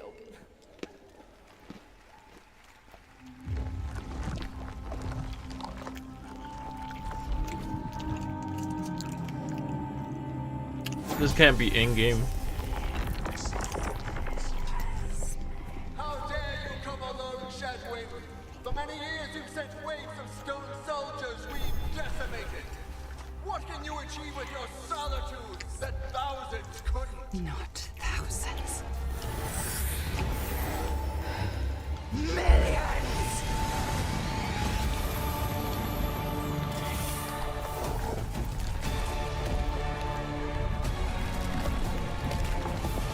Looks OP.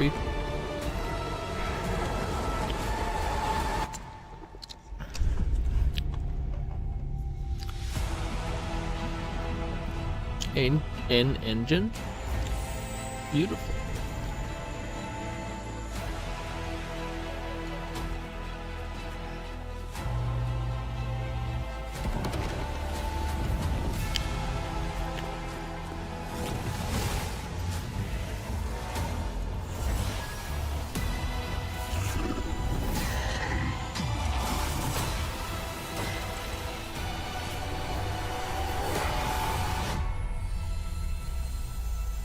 Dope.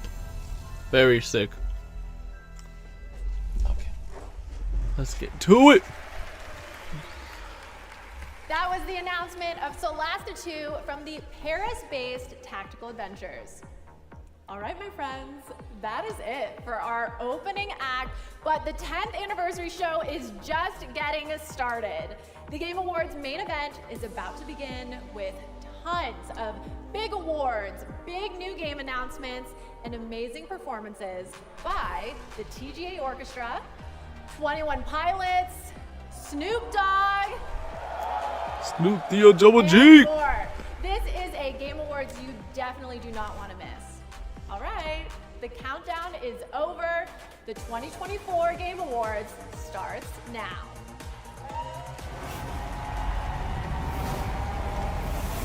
And we're set to it. Let's go. Welcome to the Game Awards 2024.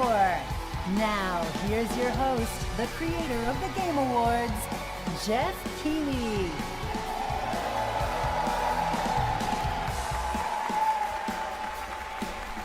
Fancy stage.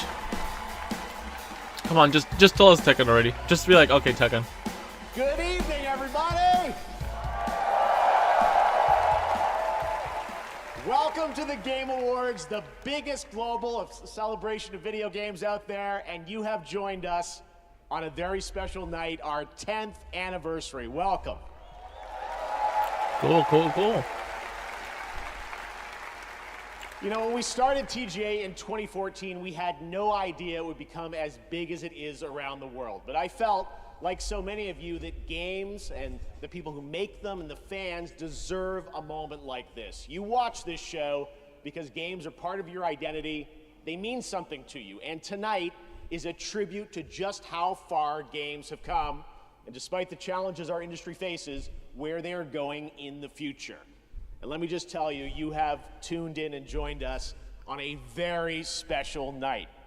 Our industry is constantly evolving. This year, 4 of our Game of the Year nominees were developed in Japan, 1 in China, China's first ever nomination for Game of the Year, and 1, Balatro, was made by a single guy, Local Thunk, who's here in the audience tonight in my home country of Canada. Isn't that amazing? Now tonight for our anniversary show, we are joined by many special guests. First, it is a tremendous privilege to have this man with us. Back in the 1990s, he convinced Sony to enter the video game industry with the PlayStation, which this month celebrates its 30th anniversary. Please join me in welcoming the father of the PlayStation, the great Ken Kutaragi. Oh man. Also tonight, we welcome a double nominee who's competing against herself in Best Adaptation. She stars in both Fallout and Arcane, the amazingly talented Ella Purnell. Welcome, Ella. And finally, we announced his studio at the first TGA, and in 2021, he won Game of the Year. And tonight, despite our better judgment, he's going to have the stage all to himself to reveal his next game a little bit later. Joseph Ferris, welcome.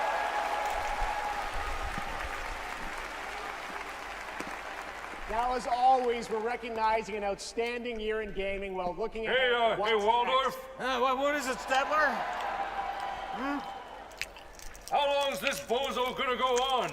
Well, that's what I've been asking for the last 10 years. Oh!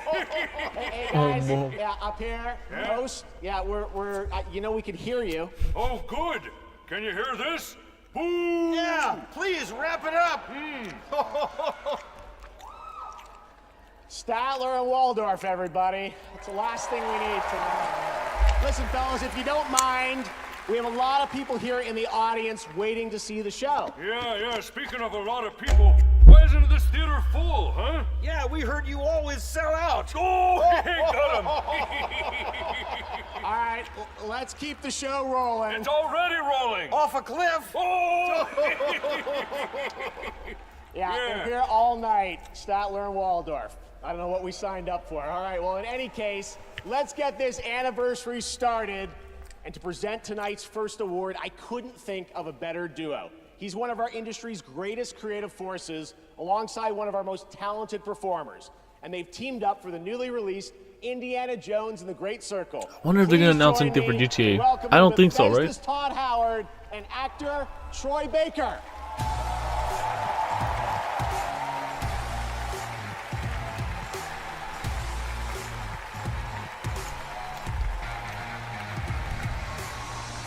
Thank you, Jeff.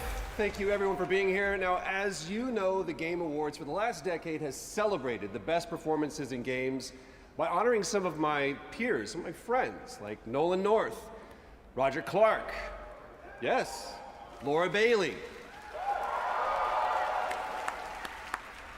Actually, Troy, have you ever won this award? Look, they do give an award for best indie game, and I think everybody here can agree you make a great case for best indie performance. Oh. Well, thank you. I don't know about that. Thank you, though. There was another guy, though. You mean the other guy? He's pretty good. Pretty Really? good. Absolutely good. I wonder what he thinks.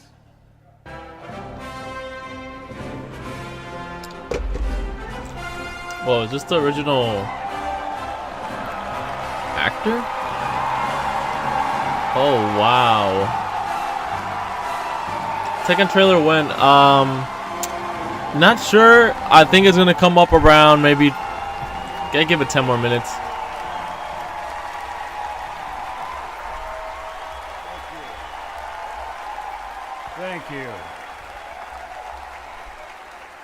Thank you very much. Thank you. While you're on your feet, let's give a big round of applause to these two guys for the great circle. Thank you.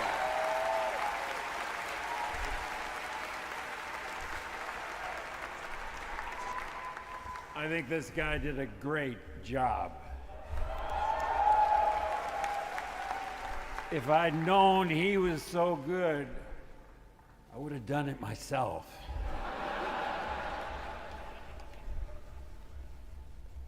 Red Hulk. And now, we're here to present the award for Best Performance. Here are the nominees. Best Bro, performance. imagine you add the Red Hulk. Just look at it all. Final it's Fantasy? Still going strong. I should cross over and start asking questions. I think she's going to need our help. This job, it's a death wish. I'm gonna finish it. I know what you are. I don't need you anymore. The shadow will always hang over me. What will I become? Best performance. And the winner is Melinda Juergens.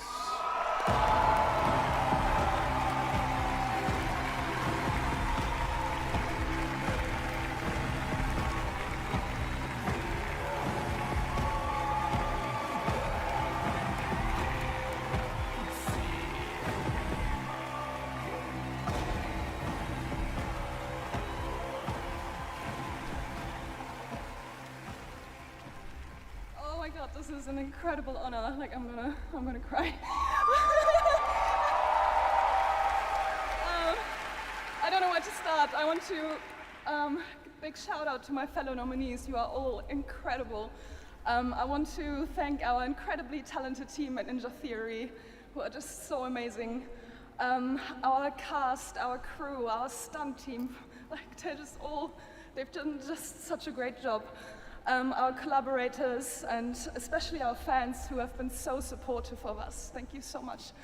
And also, congratulations to the Game Awards for 10 incredible years. Thank you.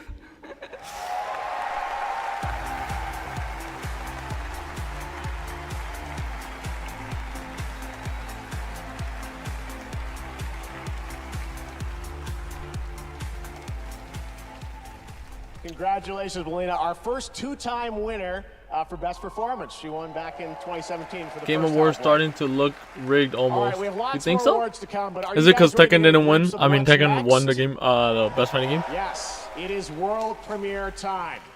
For our 10th anniversary, I traveled the world to ask developers, what could you share with fans that will give a glimpse not just of what's coming in 2025, that we'll have lots of that too, but what lies beyond for the next decade of gaming.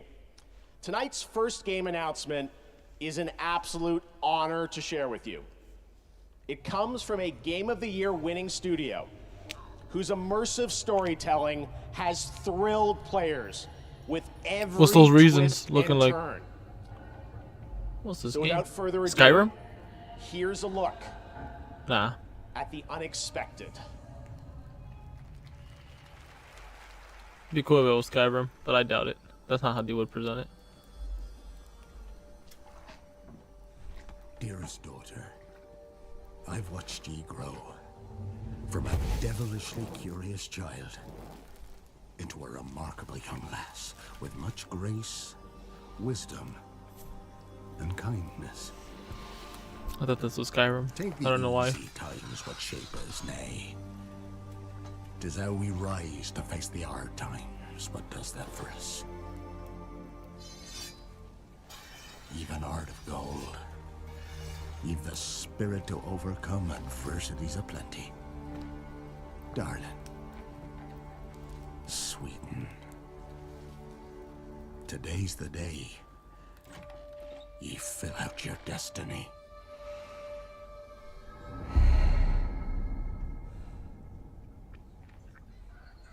This looks good. Assassin's Creed? I don't know.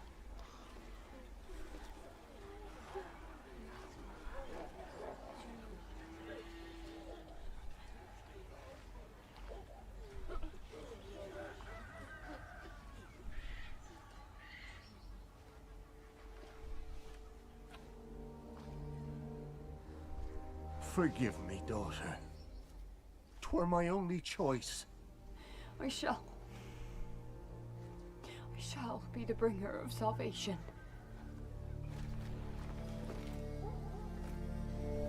A witcher? Witcher! Whose coin did ye take? Nay, you can't. 'Tis tradition. Chosen she is. By the gods! No! This looks too good. You chose her.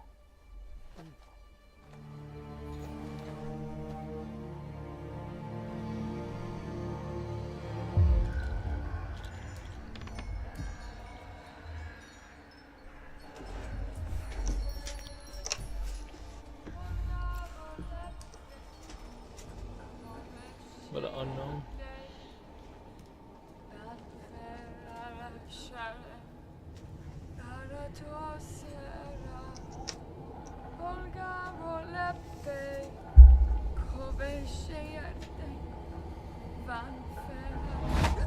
Back to the village. Go, now. Nay! I must save them! Save the village! Save yourself!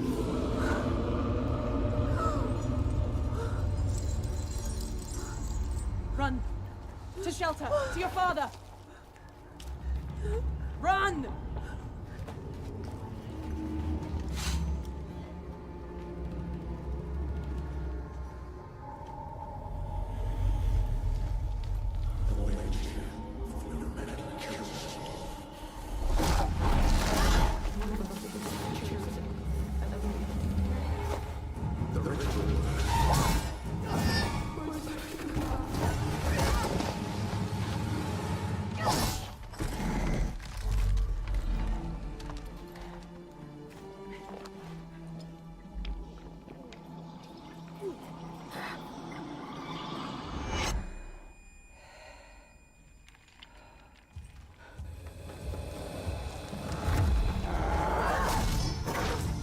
Oh, this is sick.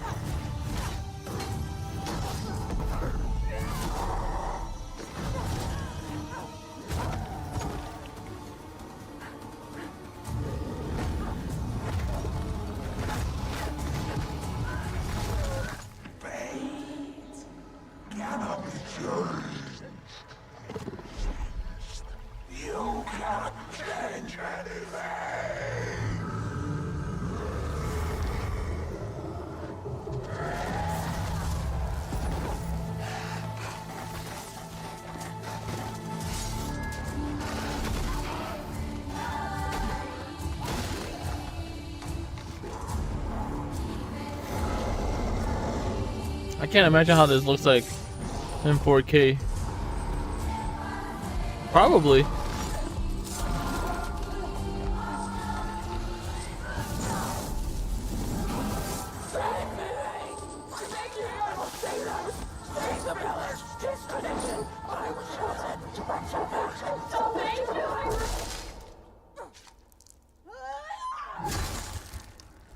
There you go.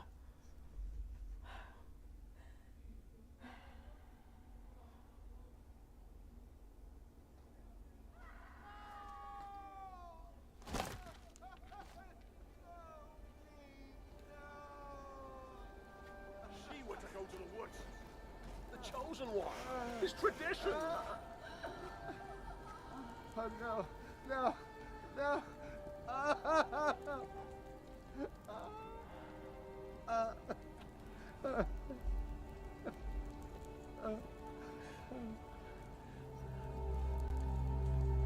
So all we wanted were to go to the woods, to go to the gods. Gods? There are no gods here. There are only monsters. The Witcher. That was beyond sick. I cannot lie. See you on the path.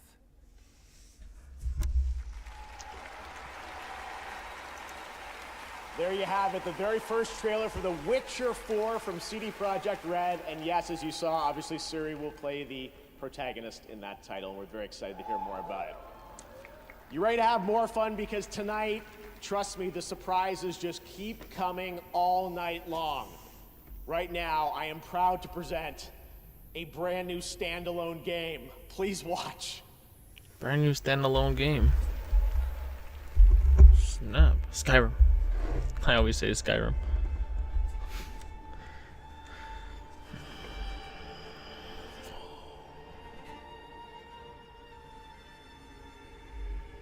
Skyrim. No.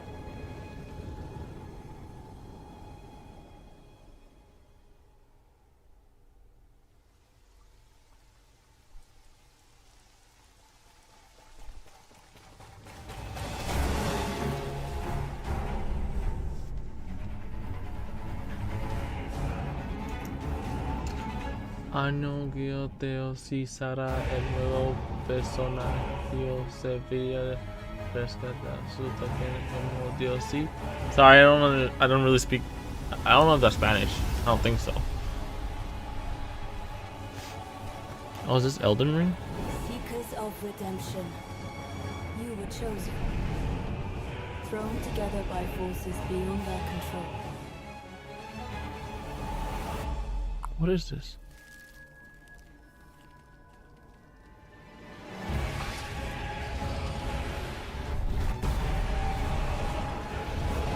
Skyrim. I don't know what this is.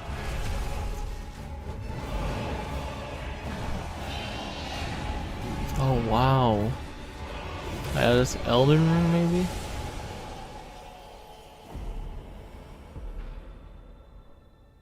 Tragedy must be averted.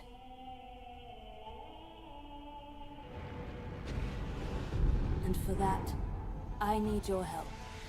Whatever it is, I'm gonna play it.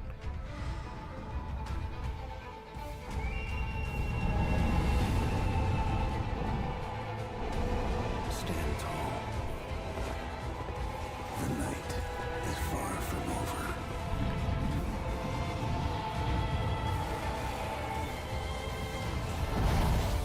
Little pillager, bent on sacking the lands of gold. I will swat away any and all who dare approach.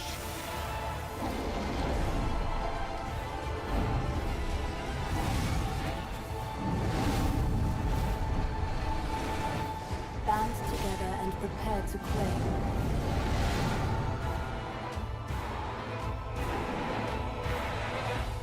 The life of the Night How Lord. to player? Elden Ring.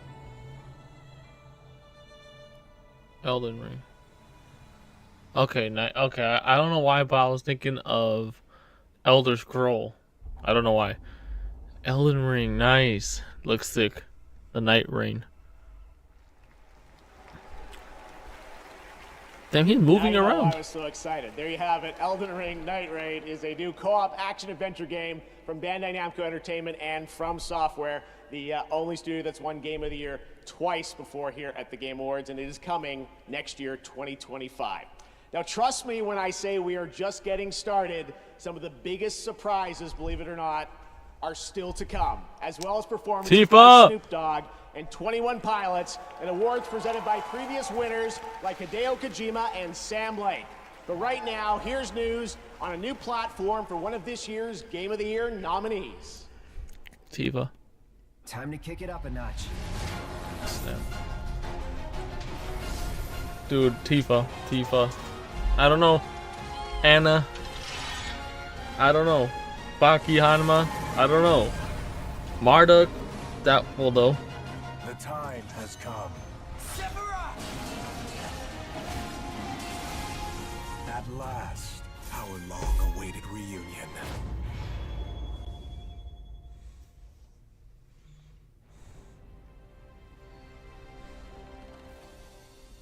Let us hurry. There is nothing to fear here. That's what scares me.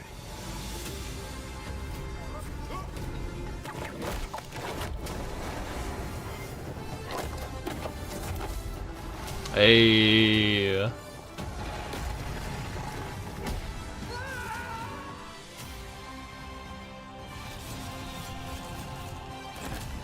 We must messing with powers beyond your control. I'm always in control. Are you sure about this? Don't worry, I do this all the time. Find a way out before we're crushed. A gun and a whip. You'd be surprised how often it comes in handy. Damn, that's gonna look sick.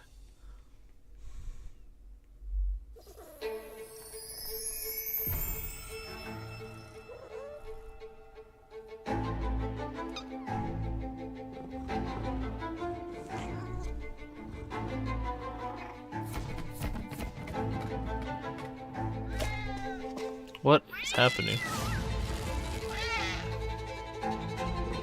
Tekken 8 new DLC player.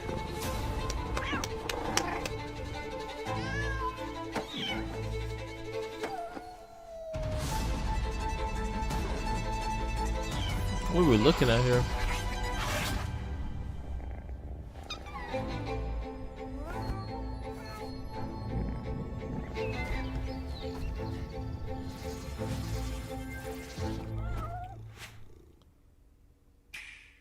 What?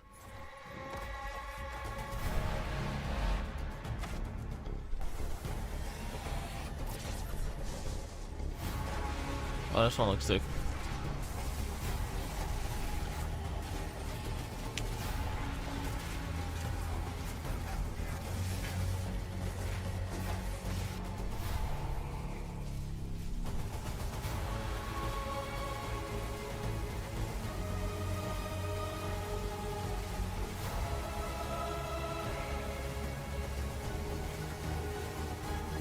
I'm hyped.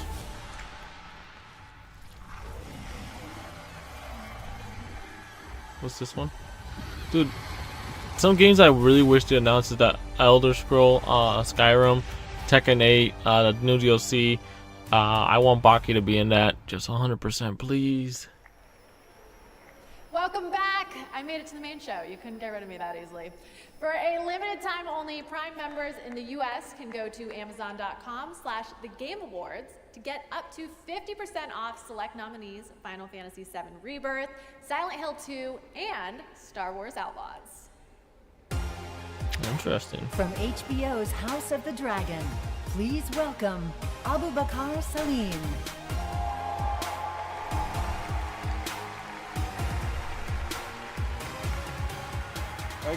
Thank you. Don't worry, I'm not gonna cry about my dead dad this time.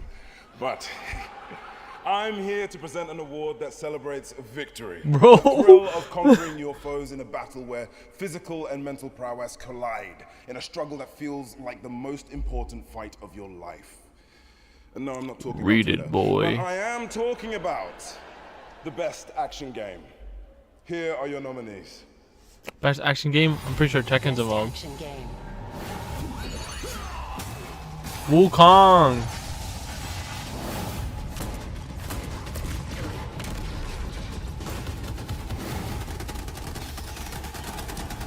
Hell Divers. Nice. Still Blade.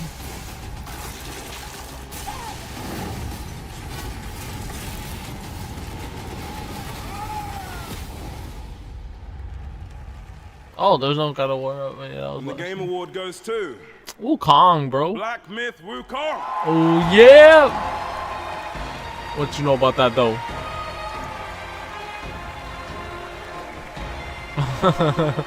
What are the stickers?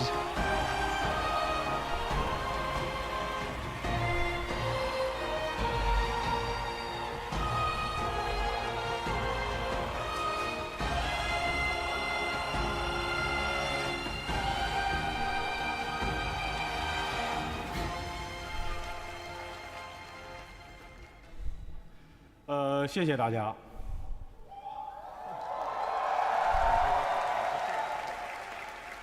非常荣幸能够获得这个奖项。首先要感谢每一位玩家，是你们的支持，让这样一个关于勇气和智慧的东方神话，得以在这样的一个舞台上绽放光彩。That guy's fit is dripped out. 没有在我上台的过程中设置空气墙。Thank you, everyone. We are deeply honored to receive these awards. A heartfelt thanks to every player. It's you who brought the tale of wisdom and courage rooted in Eastern mythology to life on this stage. And of course, a sincere gratitude to the Game Awards for not placing any invisible walls on my way up here.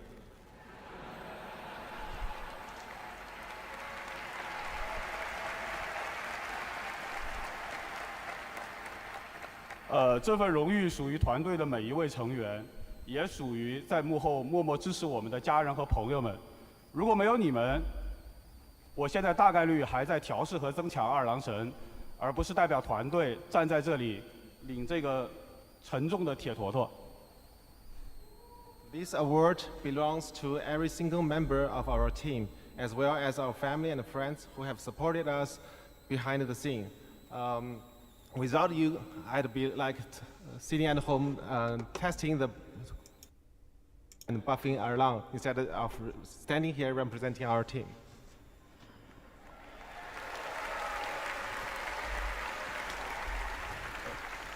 最后我想说的是，《黑神话：悟空》这个游戏真的不难，尤其适合没有玩过动作游戏的玩家。相信我，谢谢。谢谢。Lastly, I want to say this: our game isn't hard at all. Oh, he's lying. It's perfect for players new to action games. Trust me on this. Thank you. Bro's a straight liar. I think it was the hardest thing I've ever done in my life. Bro, that game was difficult. The first boss battle was already hard enough. They were trolling hella hard with that. Congratulations, Game Science. At the Game Awards, our aspiration is to create moments that define our medium and remind us all why we became fans in the first place. 5 years ago, I had the pleasure of having lunch with one of our industry's most treasured game makers. And just recently, he finally shared an ambitious vision for his next project. Tonight, as a very special gift for our 10th anniversary, I am beyond honored to reveal this stunning new project for the first time anywhere, with an early look at real gameplay footage of this studio's highly anticipated upcoming title. Let's take a look at this announcement trailer that I'm sure will capture your imagination. Interesting. Epic Games Publishing present.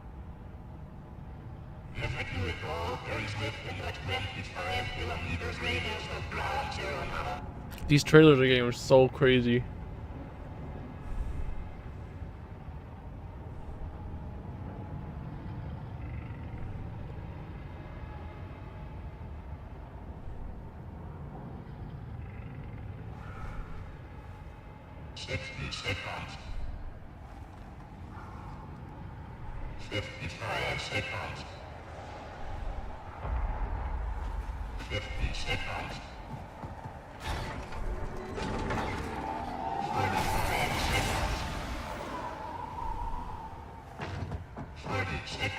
You could tell this is in game too.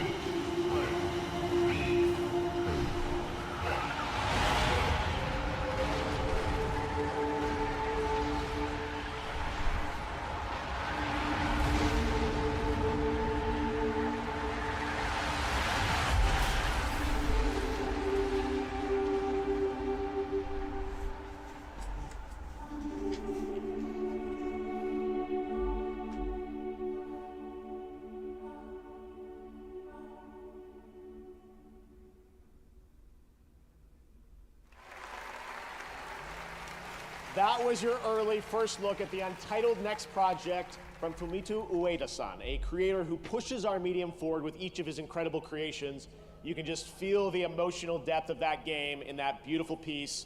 Ueda-san and Gen Design, thank you so much for this announcement reveal. Next February marks the release of Sid Meier's Civilization VII, the latest installment in one of our industry's longest running and most successful franchises. Tonight, we are honored to welcome the Game Awards Orchestra, conducted by Lauren Balfe, to world premiere the stunning theme to Civ 7, composed by Grammy Award-winning composer Christopher Tin, who joins us tonight. I think you're gonna love this. Maestro, take it away.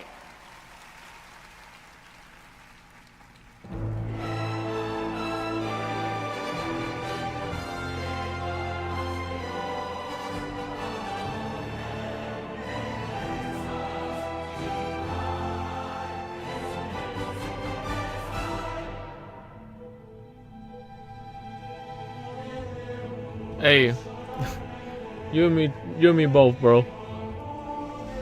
Like I'm straight up here just to see the Tekken release, but hey, like I'm kind of excited just to see like what's coming up right now.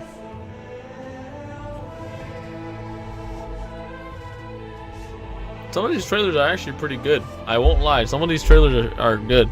Some are a little weird. Some are kind of like, you know, just didn't expect them to show up here, but I'm big chillin'. I know they're gonna come up soon with Tekken. That's what I'm waiting on.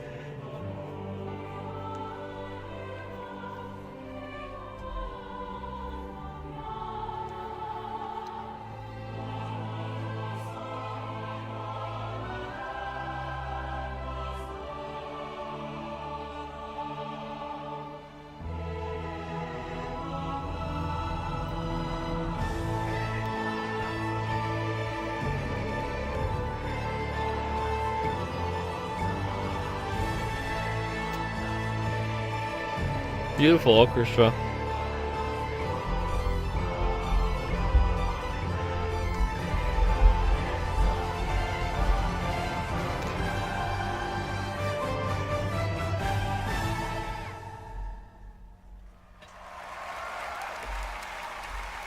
Who do you think is gonna be though? Anna, Baki, you got Tifa, someone from Final Fantasy. Absolutely Marduk, incredible. Thank you to the Armor TJ King. Orchestra and Lauren. There's much more to come from them throughout the night, including our signature Game of the Year medley. You can look forward to that. Right now, it's time to get the first look at gameplay of a project from a studio that has previously been nominated for Game of the Year.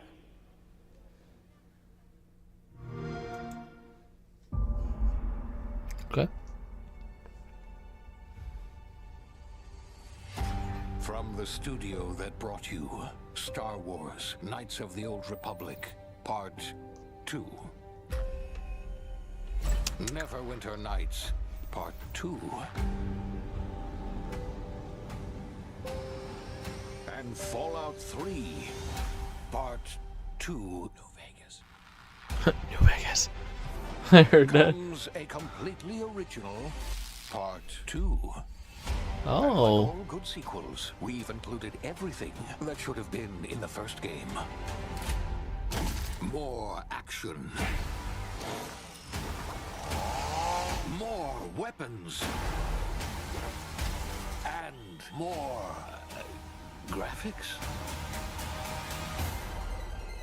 Get ready for an adventure that took 3 times longer to make, but will almost certainly be 2 times bigger. Baby, baby, baby, you ain't seen nothing yet. Oh, this game looks fun.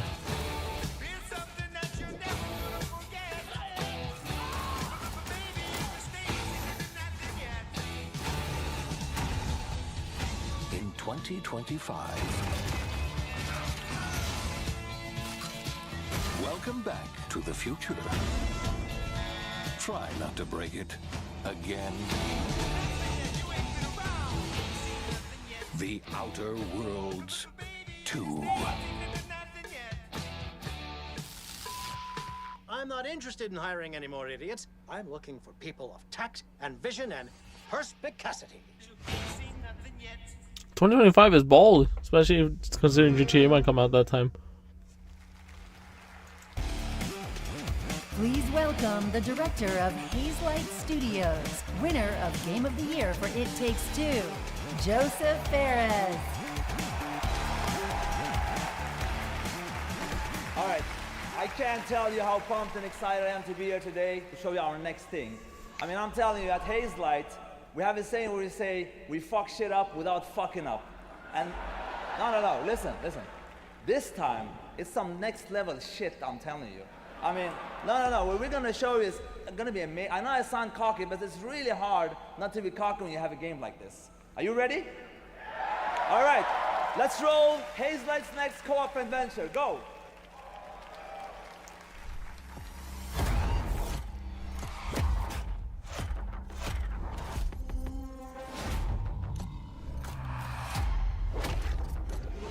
We sure cause a lot of explosions.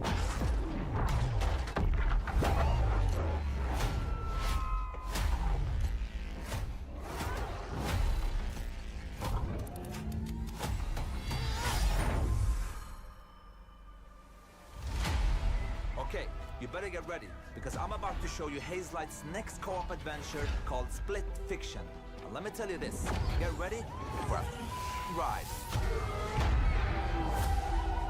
You play as Mio and Zoe, two aspiring writers that hope to get published by a new tech company that can simulate their stories to life.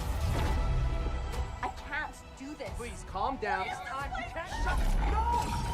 Accidentally, they end up in the same simulation. What are you doing in my story? Something bad is going on here. And there, they find out that their stories are about to get stolen. No one escapes my simulation. And in order to save them, they have to escape back to reality through the very worlds that they created. Hands above your heads. But the thing is, they're strangers, and Mio writes sci-fi, while Zoe writes fantasy. So you will, for every level in the game, jump between a sci-fi world and a fantasy world.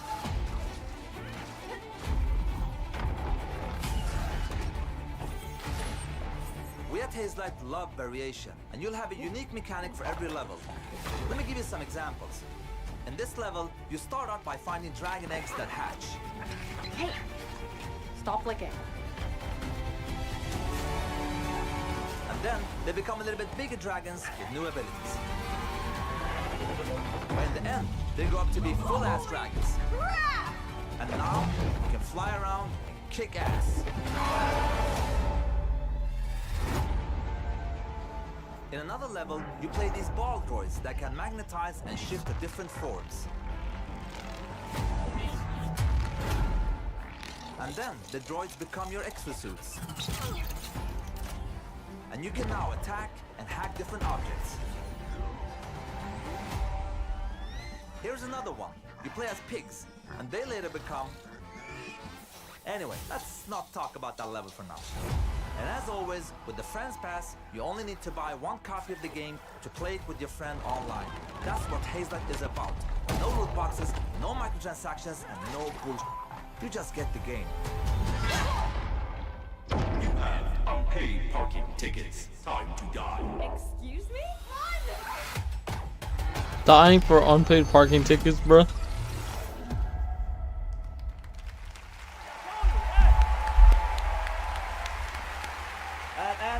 And the good, look, wait. The good part with this game is coming out March 6th. So you will be playing it in 2 months, so that's nothing. One more thing. Just want to say, in the trailer, they called me and Zoe, my daughters, it's their name. They're also in the audience. Put the camera, let them show how cute they are. There, hello! Hey, Papa! Yeah, of course, my wife is beautiful too, I don't forget to, of course. Yes, and I want to say one last thing. My team Hazelight is watching at home. my beautiful team, I just want to say thank you, jag älskar er. And thank you everybody, I love you so much. I'm looking forward to be part of this industry. I love everybody. Goodbye. Well, that's how you make an announcement. Joseph, what a guy. I spent some time with him in Sweden this summer and played a few hours of Split Fiction. It really is everything you'd want it to be. A great follow-up to It Takes Two that Joseph won for Game of the Year. It's been so amazing to have so many Game of the Year winners back with us again tonight revealing new projects. All right, we have much more Game Awards to come. During the show, those of you in the U.S. can head to tgalegion.com for a chance to win one of 20 Glacier White Lenovo Legion 7i laptops, which have the power to handle the latest games. This Lenovo Legion 7i has the power we need to finally beat the impossible level.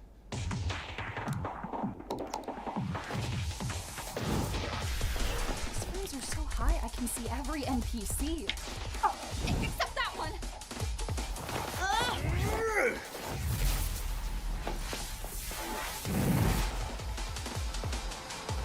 Reach your impossible. Lenovo Legion.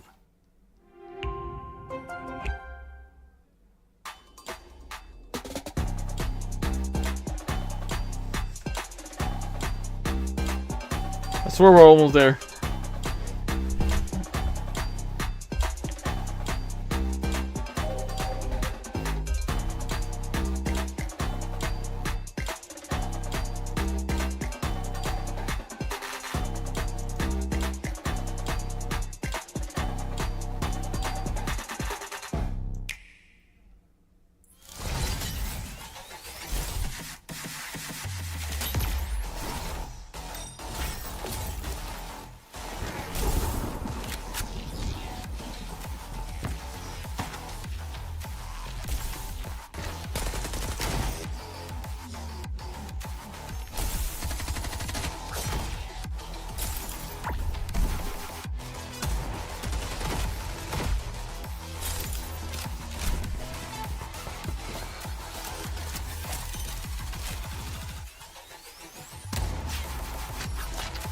What?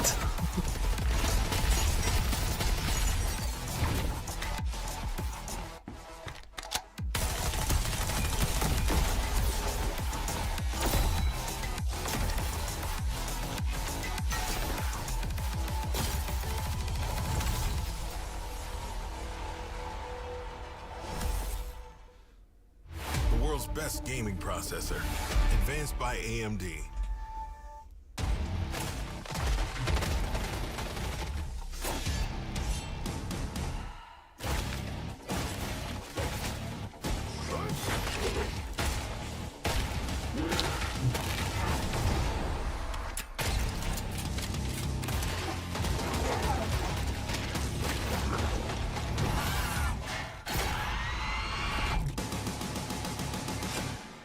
It appears Moorcroft's little project is as real as they say.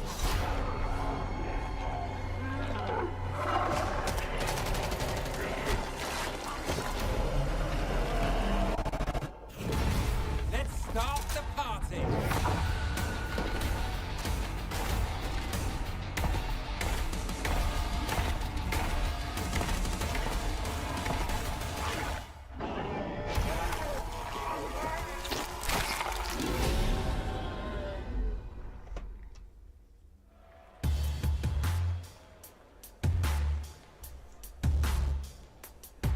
All right, we're back here at the Game Awards, and we have so much more to share with you.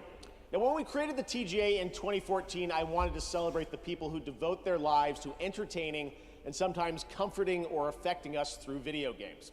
In fact, 25 years ago back in college, I started writing a series of articles called Behind the Games, chronicling the development of games like Half-Life and Metal Gear Solid 2, because I knew games were nothing without the people behind them. Now, the sad reality is that over the past few years, the gaming industry has suffered significant and unprecedented industry-wide layoffs. Those affect the games we get to play and, even more importantly, the people who make the games we love. We can debate and certainly disagree with the reasons why, and honestly, as a show, we kind of struggle with how to address these topics in a constructive way. But this year, inside of these challenges, we found greatness. I'm proud to share with you the story of a single individual who saw developers in need and did something truly extraordinary. Meet TGA's first ever game changer. Starting in early 2023, significant waves of layoffs started in the games industry. It strikes you, it hurts, right? It's like a ton of bricks. What am I supposed to do? Tens of thousands of gamers have been laid off at a level that is unprecedented in the industry's history. I love this brand, I love this company. Oh my goodness, what am I going to do? I actually started in games relatively late. Even though I've loved the industry ever since I was a little child, because there weren't games jobs around here, I stayed passionate about it and broke through in basically my late 30s. I had seen a few friends get laid off before Thanksgiving, and I said to my wife, Jess, like, this is unacceptable. Hi everybody, it's Amir, and I'm here to help support you as you look for your next opportunity in video games. I can't imagine what it must feel like for someone to have to go to their family around the holidays and say, I don't have a job, I don't know what's going to happen. I had a robust background in things like data analysis, and I said, well, I can do something with this. I started a community with one resource. We just started putting together a list of all the job openings out there. And over iteration after iteration, it ended up becoming a suite of several different resources. We have 2,300 coaching volunteers who've given people over 50,000 community coaching conversations for free. He's pure pro bono, Amir. There is no payment. He doesn't take anything back from the community. I'm proud to say we've helped place nearly 3,000 people in jobs. Amir is what a great man. Career Santa Claus. If it weren't for Amir and for this community, I wouldn't have even known this job was here. He has created this like beacon of light. You know, thinking about it now, Please though, join me in welcoming a man who has the well-being of the game Tekken's gonna have a winter in his character heart. coming out. On behalf of the Game I feel like it's Awards, gonna I'm honored be to present the first ever Anna, TGA game well, changer, a snow theme. Amir Satvat.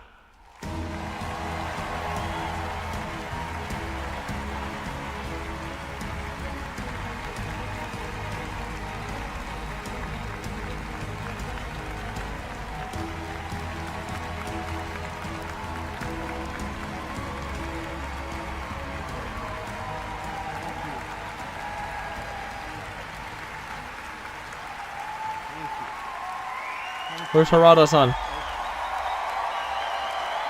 New character Tekken, Scorpion. I don't know, man. I'm telling you, Thank you so much.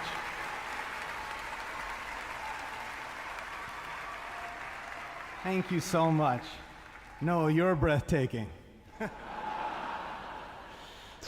This guy. Jeff and the Game Awards for this extraordinary honor.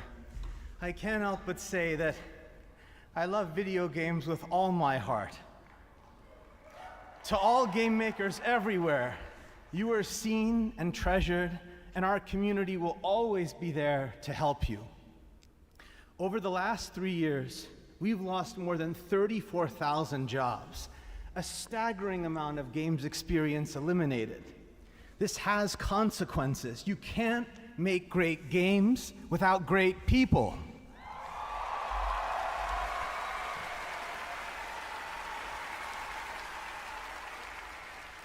I'm proud of so many of you who have already joined me to make an impact, and I really have to thank everyone in our community who gave all their time and commitment to build it. As we gather here tonight for this amazing celebration, I challenge everyone to ask themselves, what more can we each do to make our industry better?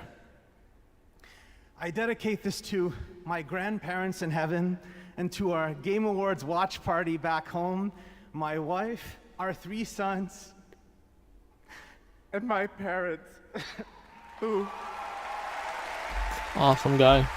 really Scorpion and Tekken 8 devoted their though. lives to me and taught me that my value lies Imagine in how Scorpion I and treat Tekken 8 other just people. that's gonna be like Noctis when he Growing throws his projectile. part of the I feel like video that's how game they would do it with the come here thing, you know? Connecticut, it felt a world away. That's how I imagine it would go down. Thank you very, very much. Thank Great you. man. Scorpion, Tifa. People are saying how great she'll fit in. It's been hyped up for so long. I gotta say it's gonna be Tifa. There's no way it's not gonna be Tifa. Everyone's saying it's Tifa. Tifa's gonna be there. or it's gonna be Anna, but I think that's gonna be in spring next year. That's what they're hyping it up for. Or they wouldn't have teased it honestly, just like that in the new season 2 update teaser. Like I don't think they would have done it like that. But how good would it be to see Baki, bro? That's my biggest hope. I hope they would add someone from Baki. Just something. Baki fits perfectly. I don't think it would be Bruce Irvin. I just don't see that hype coming in for Game Awards, especially. He definitely has a fan base. He's definitely better than the replacement or Fakum Ram. That could be one. But I mean, Tifa or Anna, those are the two biggest names right there. I mean, at least I think so. Raise hell, exert control. For mankind depends on our victory.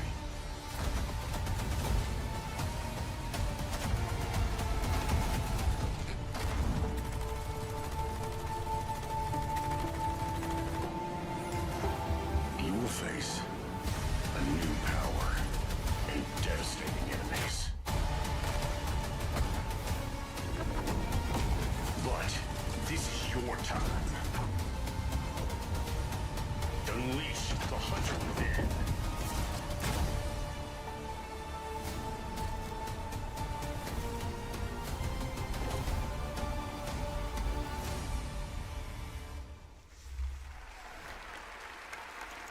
That was the announcement of Steel Hunters, which you can play test tonight. I played that back in the summer, and it plays as good as it looks. Definitely has a Transformers vibe to it, as you can see. Really fun game. All right, and now I'm proud to reveal one of the most beautiful games I've seen in a long time, developed by an incredible team up in Canada.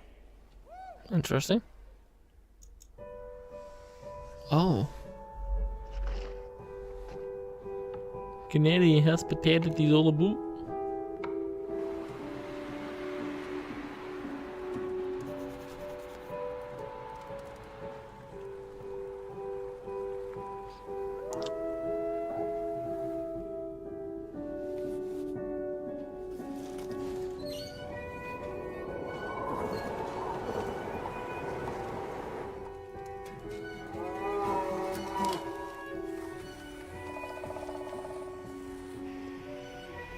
That must be freezing.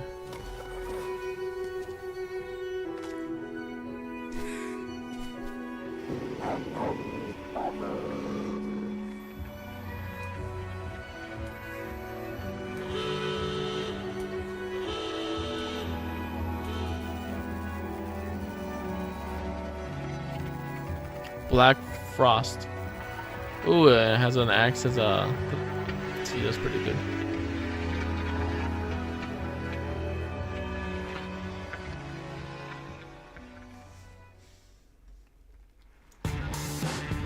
Please welcome to the stage the founder of Gearbox, Randy Pitchford.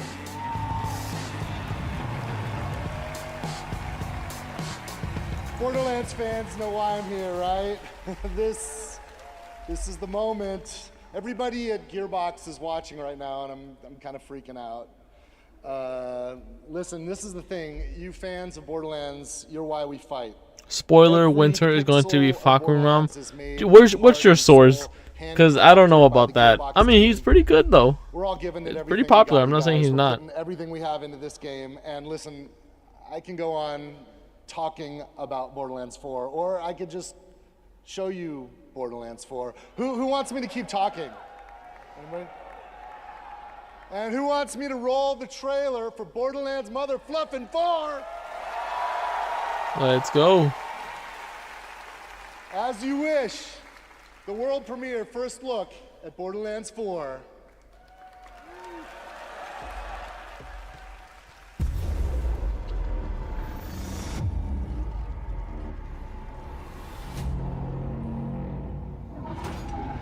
Damn, gripping that thing. That dome head.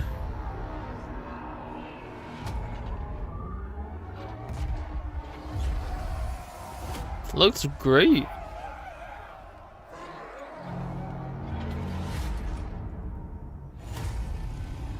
Oh wow.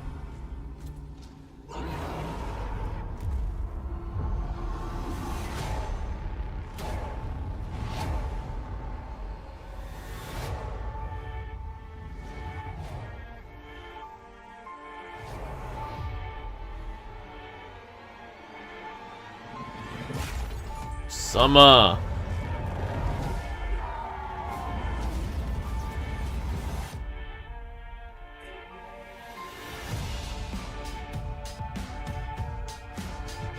Oh, hey.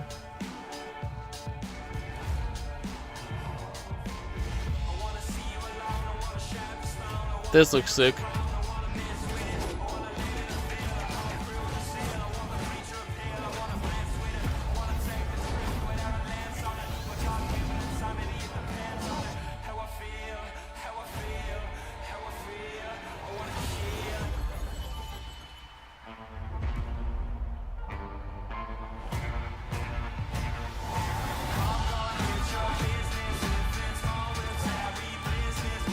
What?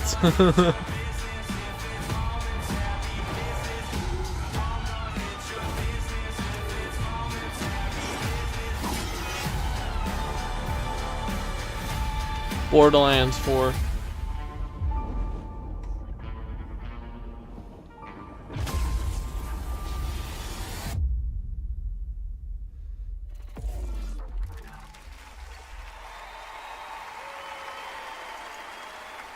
That was Borderlands 4, and now we have an exciting and unexpected announcement from a legendary role-playing game franchise.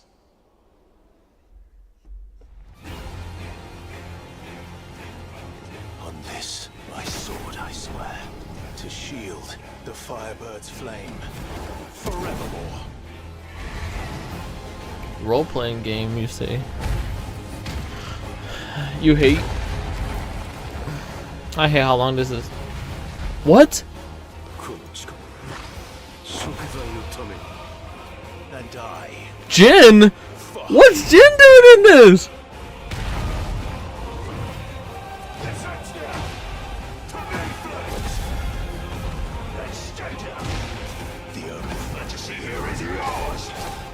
What's happening?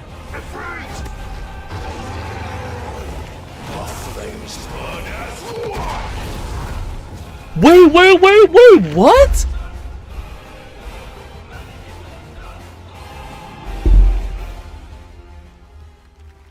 What? There you go. Clive is joining Tekken 8 next week. Right now, we want to recognize more nominees and winners and some other categories here at the Game Awards. Nominees for most anticipated game: Death Stranding 2. What? Hold on. Grand Theft Auto 6, Metroid Prime 4 Beyond, and Monster Hunter Wilds. What? And this Did year, you just see the Game Award that? goes to Grand Theft Auto Wait, 6. is that all we're getting? Congratulations, Rockstar. Here are your nominees for best multiplayer. What? game. Hold on. Hold on. Let's calm down. Cause no, it didn't. I'm gonna. What? Take it. Well, no. Is it even out yet?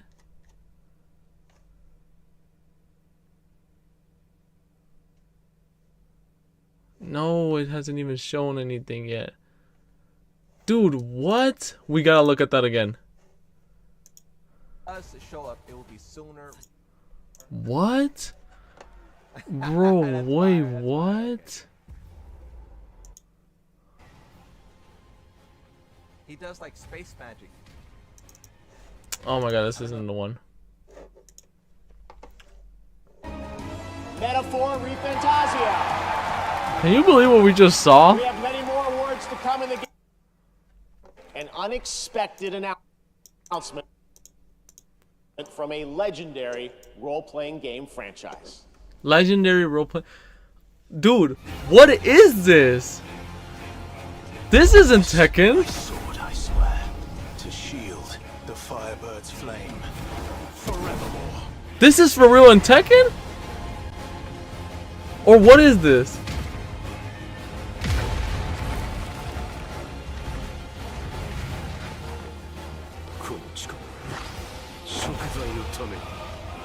And I. Oh my god! What?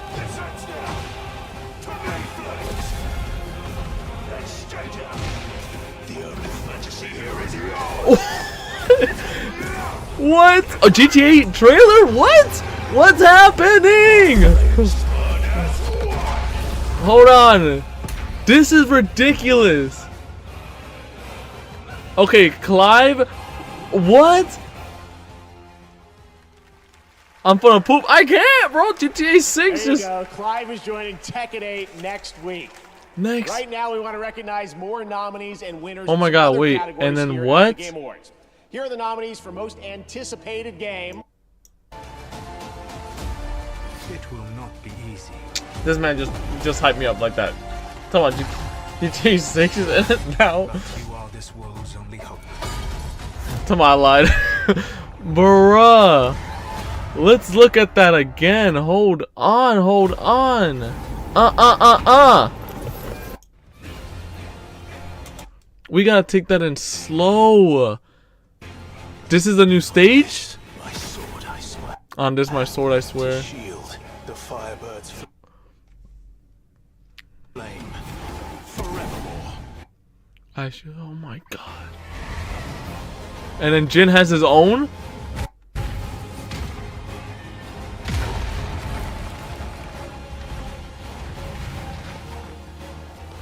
I use this power to seek autonomy. Dude, his wing is badass. And die for hope. Is this Tekken? Cause the graphics look. Yeah, it is though.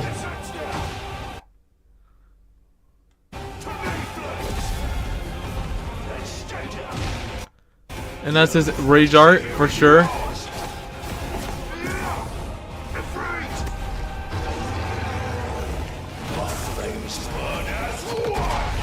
Bro, like whose rage art is that?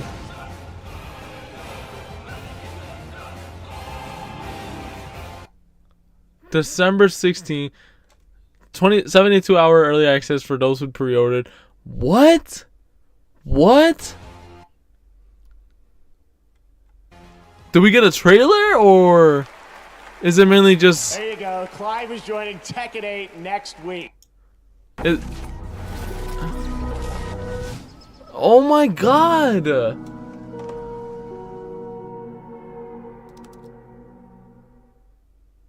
I don't know what to say. Unexpected announcement from a legendary role-playing game franchise. Hold on. On this, my sword. Buzz! Look at this man. I didn't think it was Tekken. Fortnite 2? I'm not worried about that. Fortnite 3, 4, 5. This is Tekken. This is what I wanted to see. What is happening? Do you see this? Jin uses his. And die for hope. Can we acknowledge this stage kind of looks like Jinpachi's stage, but like the volcanic style? Oh, I like this though. But is there walls? Tekken is love, Tekken is life. So that says he, and then he uses. Oh my god, Jin solos. This is insane. And then his look at his rage art. Look at how he transforms. Yo, Final Fantasy character. Who's singing live? I need to check it out in a sec.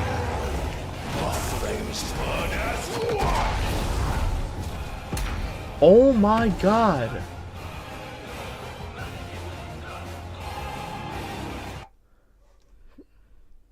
Clive Ross. Oh my god, bro. Like, is there more on this? Hold on. Ignore everything else.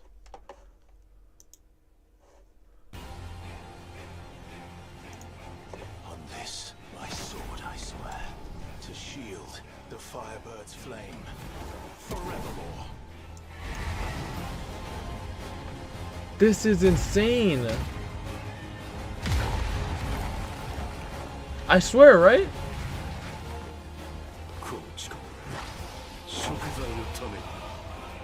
What is happening? Bro, can I spell? Come on. But, like, right? It's not even winter themed. That's the craziest thing to me. I thought they were gonna take advantage and make someone winter themed. That part looks sick though. It's not winter themed though. Okay. Can we like... Damn, Jin going through it though. Jin going through it right there. Look at Jin falling down. Oh, I'll be damned if someone does that to me in the game. Okay, let's look at this real quick in slow-mo.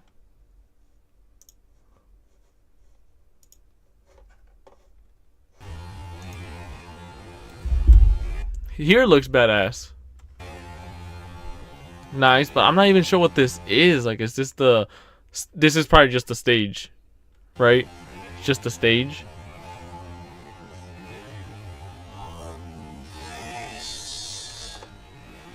Mute it. Nice little intro. Costume looks sick as hell. Like, literally look at this costume. This looks sick. Damn, he looks good. And this isn't even in 4K. But there's nothing out right now. Because it's just a short ass trailer. Are they going to show more? I don't know.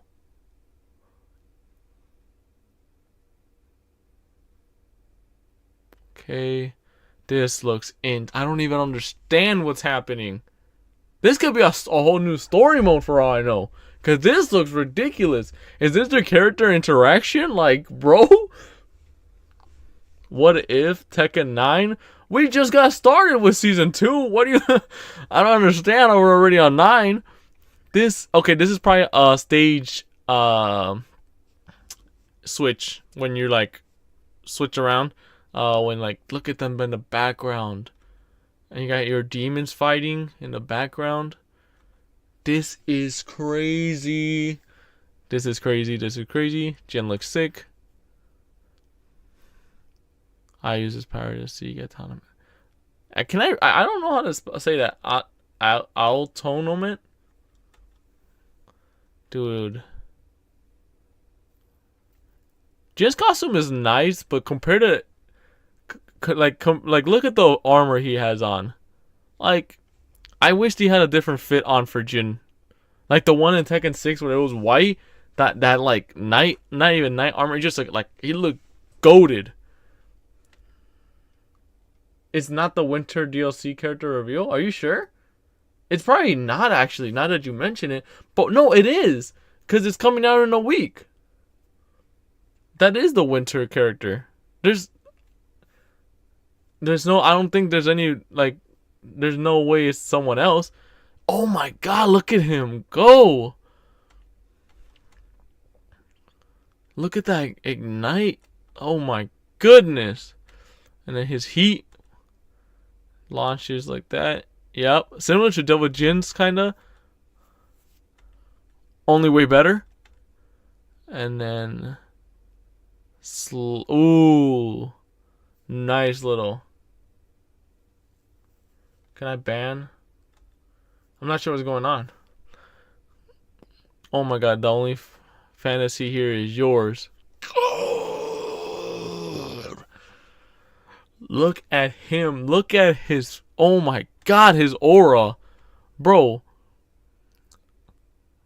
Jesus, this... And this is a different stage. I think he opened up... because the floor is different. This is something else.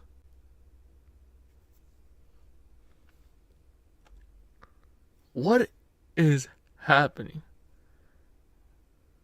Oh my days. The fact that he... Like, this is when Safina has her Azazel arm. This is like 10 times the strength, probably. Our flames burn S1. Probably not, actually. Jesus Christ. Why? What's Risley doing? Dude, is this for real, though? Like, is this for real? If so, like, what? Entry in the legendary Virtua Fighter series, now in development at Sega, and you can find out more in that special direct broadcast. Tonight, we've got another announcement for you. Check this one out. We missed the Virtua Fighter.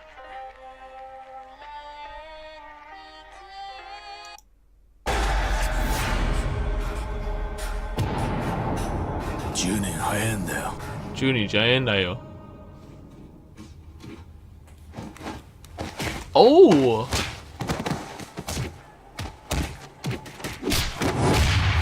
Oh, that's sick. Oh, that was sick. That was sick the way that looked. What's happening? That's right. There's a new full entry in the legendary Virtua good? Fighter series, now in development. Oh my god. Meanwhile that's happening, I gotta figure out what is going on with Tekken, bro.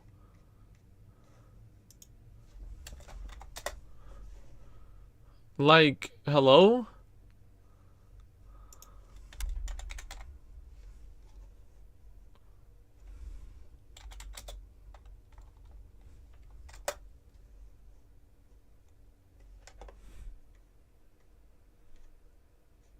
This is insane.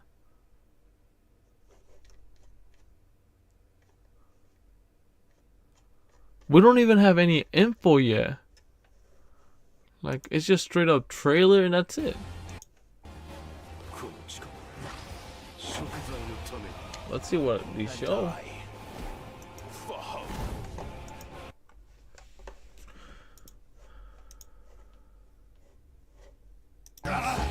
Let's sing together. Let's keep singing. Oh, this game looks sick.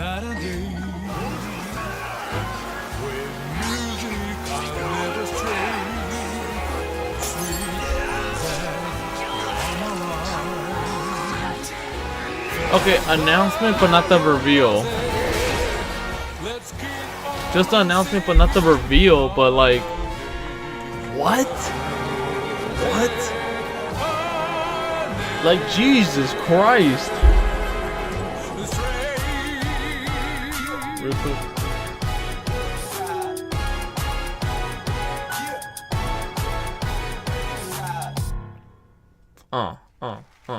That looks badass. That game, sick as hell. But what was up with that Tekken stuff? That's right. RGG Studio, nominated tonight for 4 times for Like a Dragon Infinite Wealth, has not one but 2 projects in the works, and we are honored to reveal both of those titles for the first time here tonight.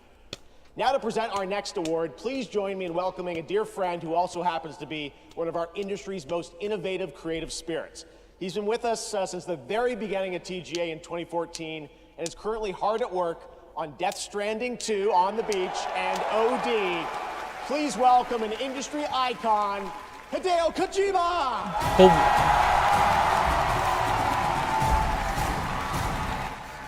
Fakubram is winter, but we just saw a trailer. What is that trailer for? Like, what happened?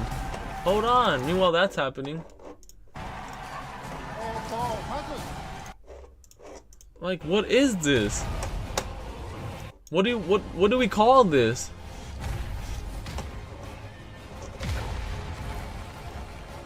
Like, what's happening with this?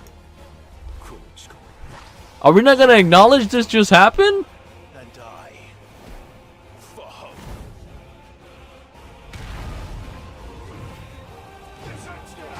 Like, this doesn't look like the winter character, but yet it's... What's happening?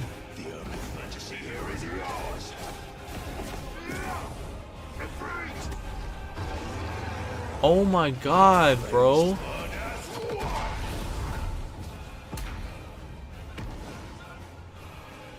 New story mode. Hold on.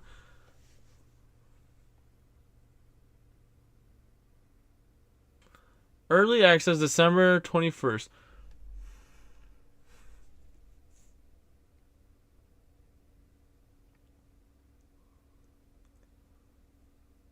You might be right though. If I sub, will you get foot cam? But then he's not a reveal character because it didn't have the beginning showing it off like most characters were, even all the DLC characters. So so this might just be story mode, but I don't know. Like, what could this mean? Bakuram as winter character? I don't think so.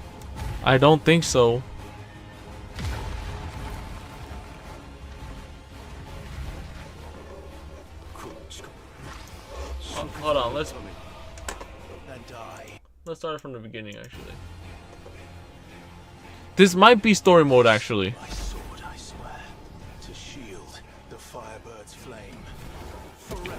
But they wouldn't just add this character for a story.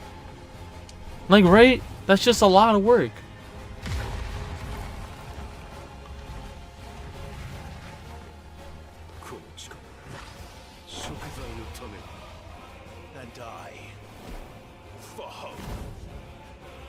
Damn, Jim was straight fist. He don't need no weapons.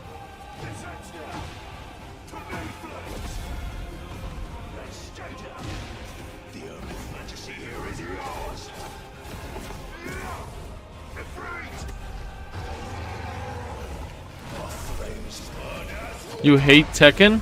I mean, how can you hate it after this? This is goated. I didn't even see that comment though. What? This is insane.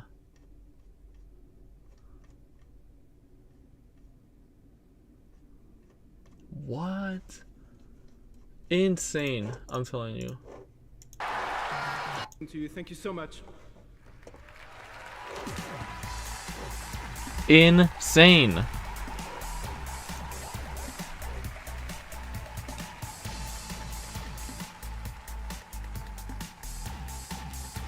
I don't even see that comment up there popping up, but Congratulations, Nico and Team Asobi.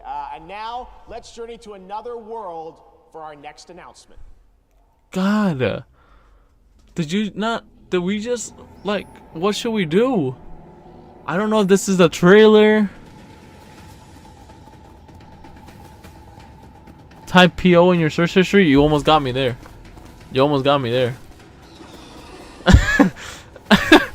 Wait. Show your search history. Wait, what's going on? Fourth DLC in a row. I don't care about. So no purchase. Fourth DLC in a row. I don't care about. So no purchase. Okay. Well, I mean, for me though, hey, Hachi, that was already like, the winter character would not be revealed until much later, but not here. I don't think so, man. I mean, how many more weeks are there left before this month ends? Like, I'm sure they gotta, like, I'm sure this is it. What does bro got in his search history?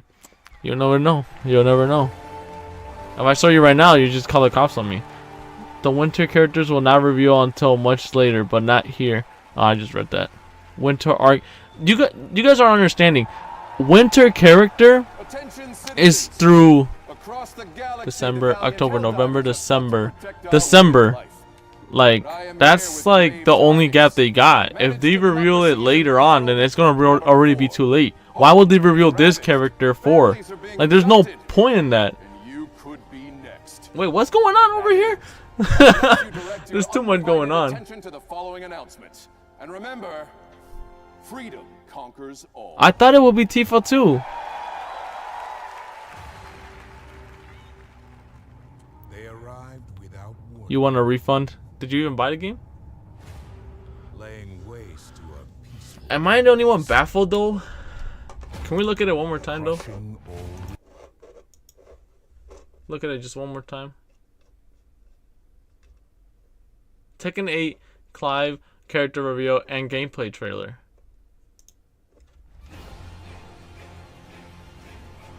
On this, my sword, I swear, to shield the firebird's flame. Can I have your phone number? I'm a 6-foot redhead, you know. Yeah, it's 911. Bakuram is winter DLC. I don't know, man. This looks like pretty good, like.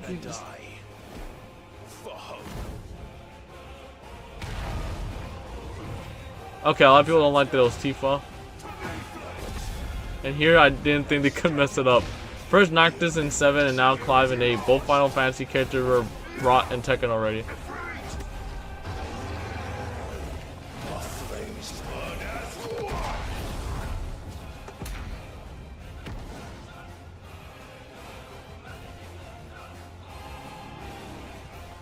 Damn, people wanted Tifa though. I don't think you guys understand. This just might be. I thought that was it for real. He almost got me.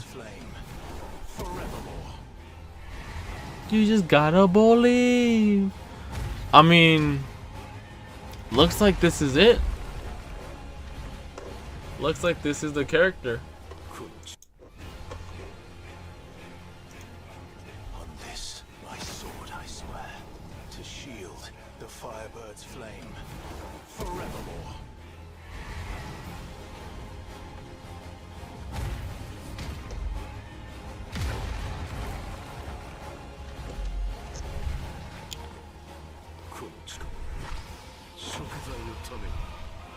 And I, for hope. Dude, I don't have words right now. I'm not even mad. I'm just shocked that this is who they went for. But then part of me feels like this isn't a trailer people would expect. Like, it's only 1 minute. Like, at least a gameplay trailer would have been good, no? Or maybe they wanted to get a more of a idea of what they're gonna show off. Is this like fake? I don't think so. Oh wow, I'm so baffled. I don't even know what to say. What's happening? Oh, we just watched that.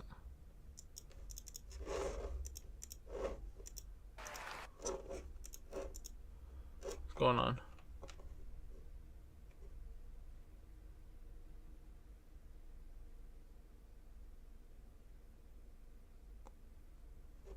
Yo, these comments are flying.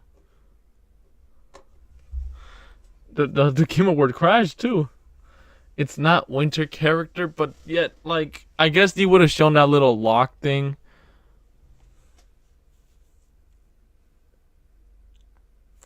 I don't know. It's crazy. This is crazy.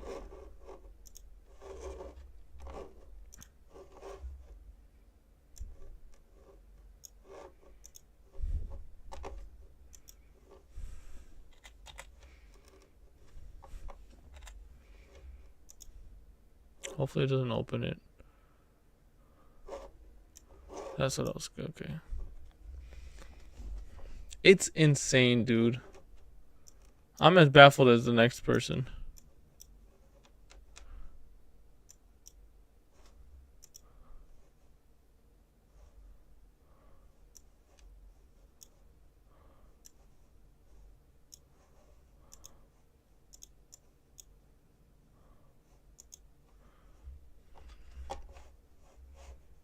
Whoops. Where's the audio go though? Can't hear the audio. I can't hear the audio in this one. Get me out of here! They're working on it. I'm baffled.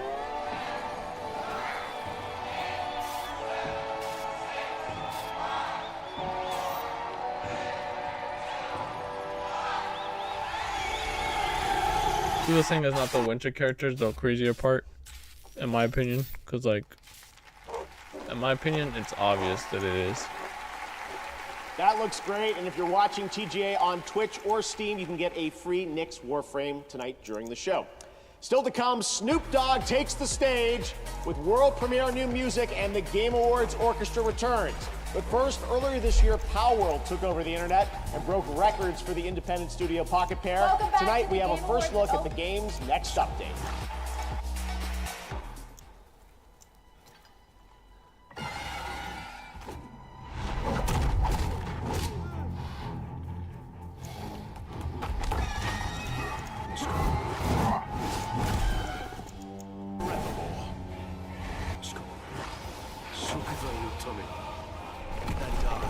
Jin? What's Jin doing in this?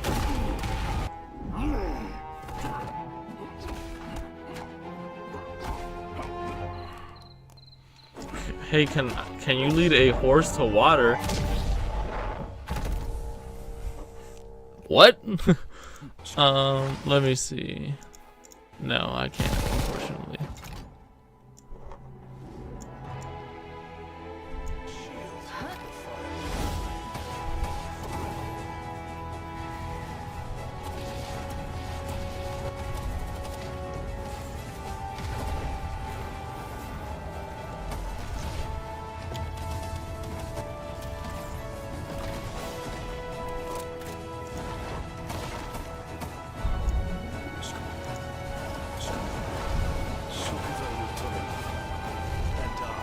Jin! That was Borderlands 4, and now we have an exciting and unexpected announcement from a legendary role-playing game franchise. My sword, I swear, to shield and die. Jin, what's happening?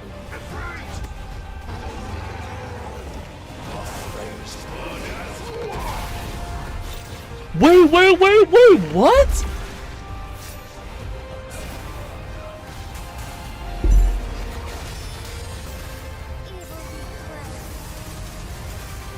What?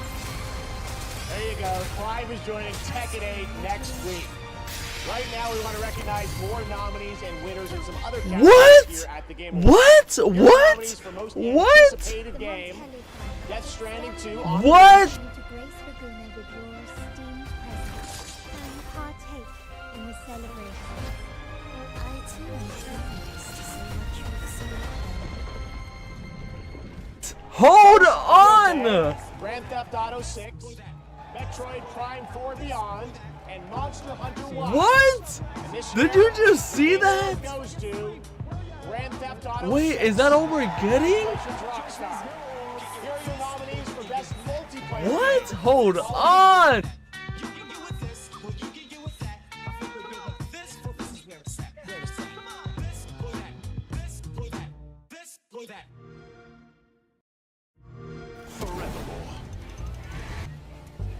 This, my sword, I swear, to shield the Firebird's flame. Shield the Firebird's flame forevermore.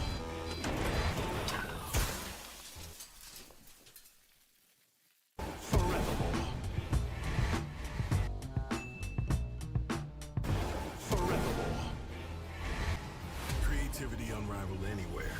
Advanced by AMD. We're back with another deal. For a limited time only, Prime members in the US can go to amazon.com/thegameawards to get $50 in-store credit when you buy MetaQuest 3S. Is that over?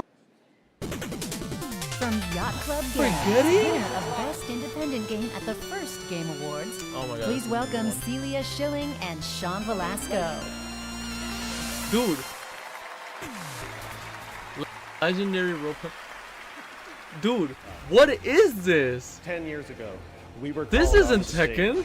completely stunned as Shovel Knight, our first game, took damn. home the first ever Best I'm not Independent sure what's Game going on. Award.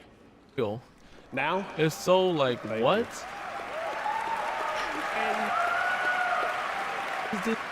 and now, look. Shovel Knight is getting old enough to become vintage in its own right. This year, a new set of developers released their first game. They're just getting started, yet they've already created something extraordinary. We're excited to see how their talents will shape the industry for the next 10 years. These are the nominees for Best Debut Indie Game. Best Debut Indie. Next week.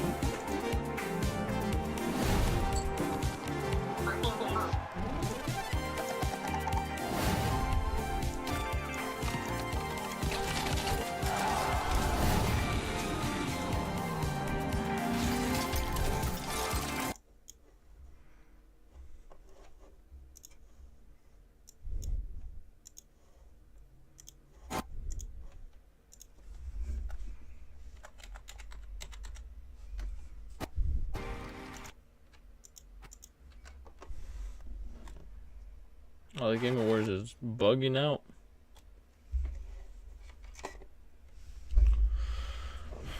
Deserve equal recognition. So not only wants to recognize all nominees tonight, but also all indie games that were launched this year that might have flown under the radar. Now, what he would like for you is to explore this world of indie games, and I think you'll find a scene of extremely talented and creative developers who are crafting beautiful experience for you to enjoy every single day. Now, Local Thunk, I know you're probably thinking if you can give this away to another team that you think deserves it more, but sorry, Arco, he has to take this home.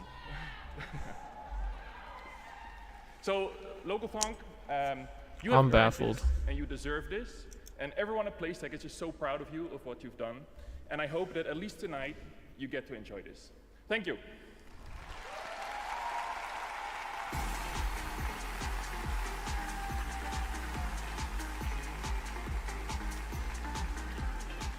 Congratulations, Local Punk. All right, as we've been saying all night long, we have some very special game announcements tonight. And this is certainly one of those. Enjoy.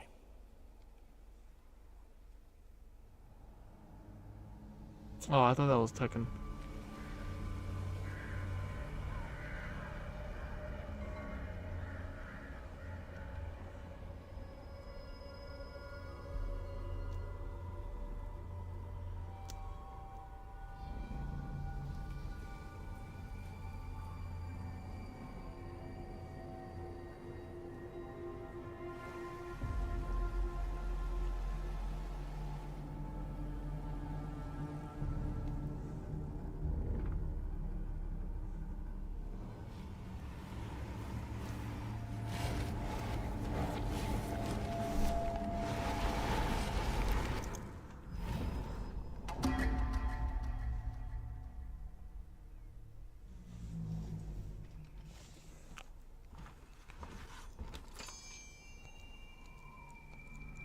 Yoshimitsu? Oh, mine, never mind.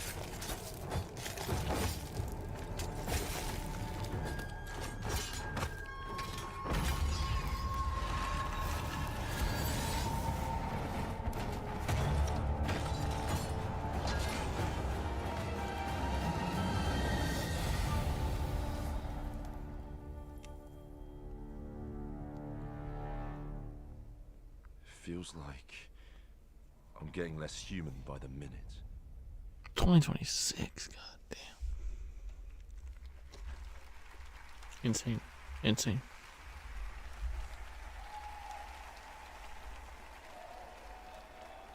That was definitely a good one. I had a great time seeing that game this summer out in Osaka. I love that franchise and how it combines swordplay and a Japanese dark fantasy setting with some amazing over-the-top enemies, as you saw in that announcement trailer. Thank you to Capcom for that. All right, now let's get an update on the first Berserker, Kazan. Hey everyone, I'm Joe Russo. And I'm Anthony Russo, and we're thrilled to be back on the Game Awards to introduce a brand new trailer for the first Berserker, Kazan, a game rooted in the legendary Dungeon and Fighter universe. Our studio Agbo collaborated closely with our friends at Neopol and Nexon to create this action-packed cinematic trailer brought to life in Agbo's signature style. We're excited to unveil it here at the Game Awards along with the official launch date. Stay tuned until the end and enjoy the reveal.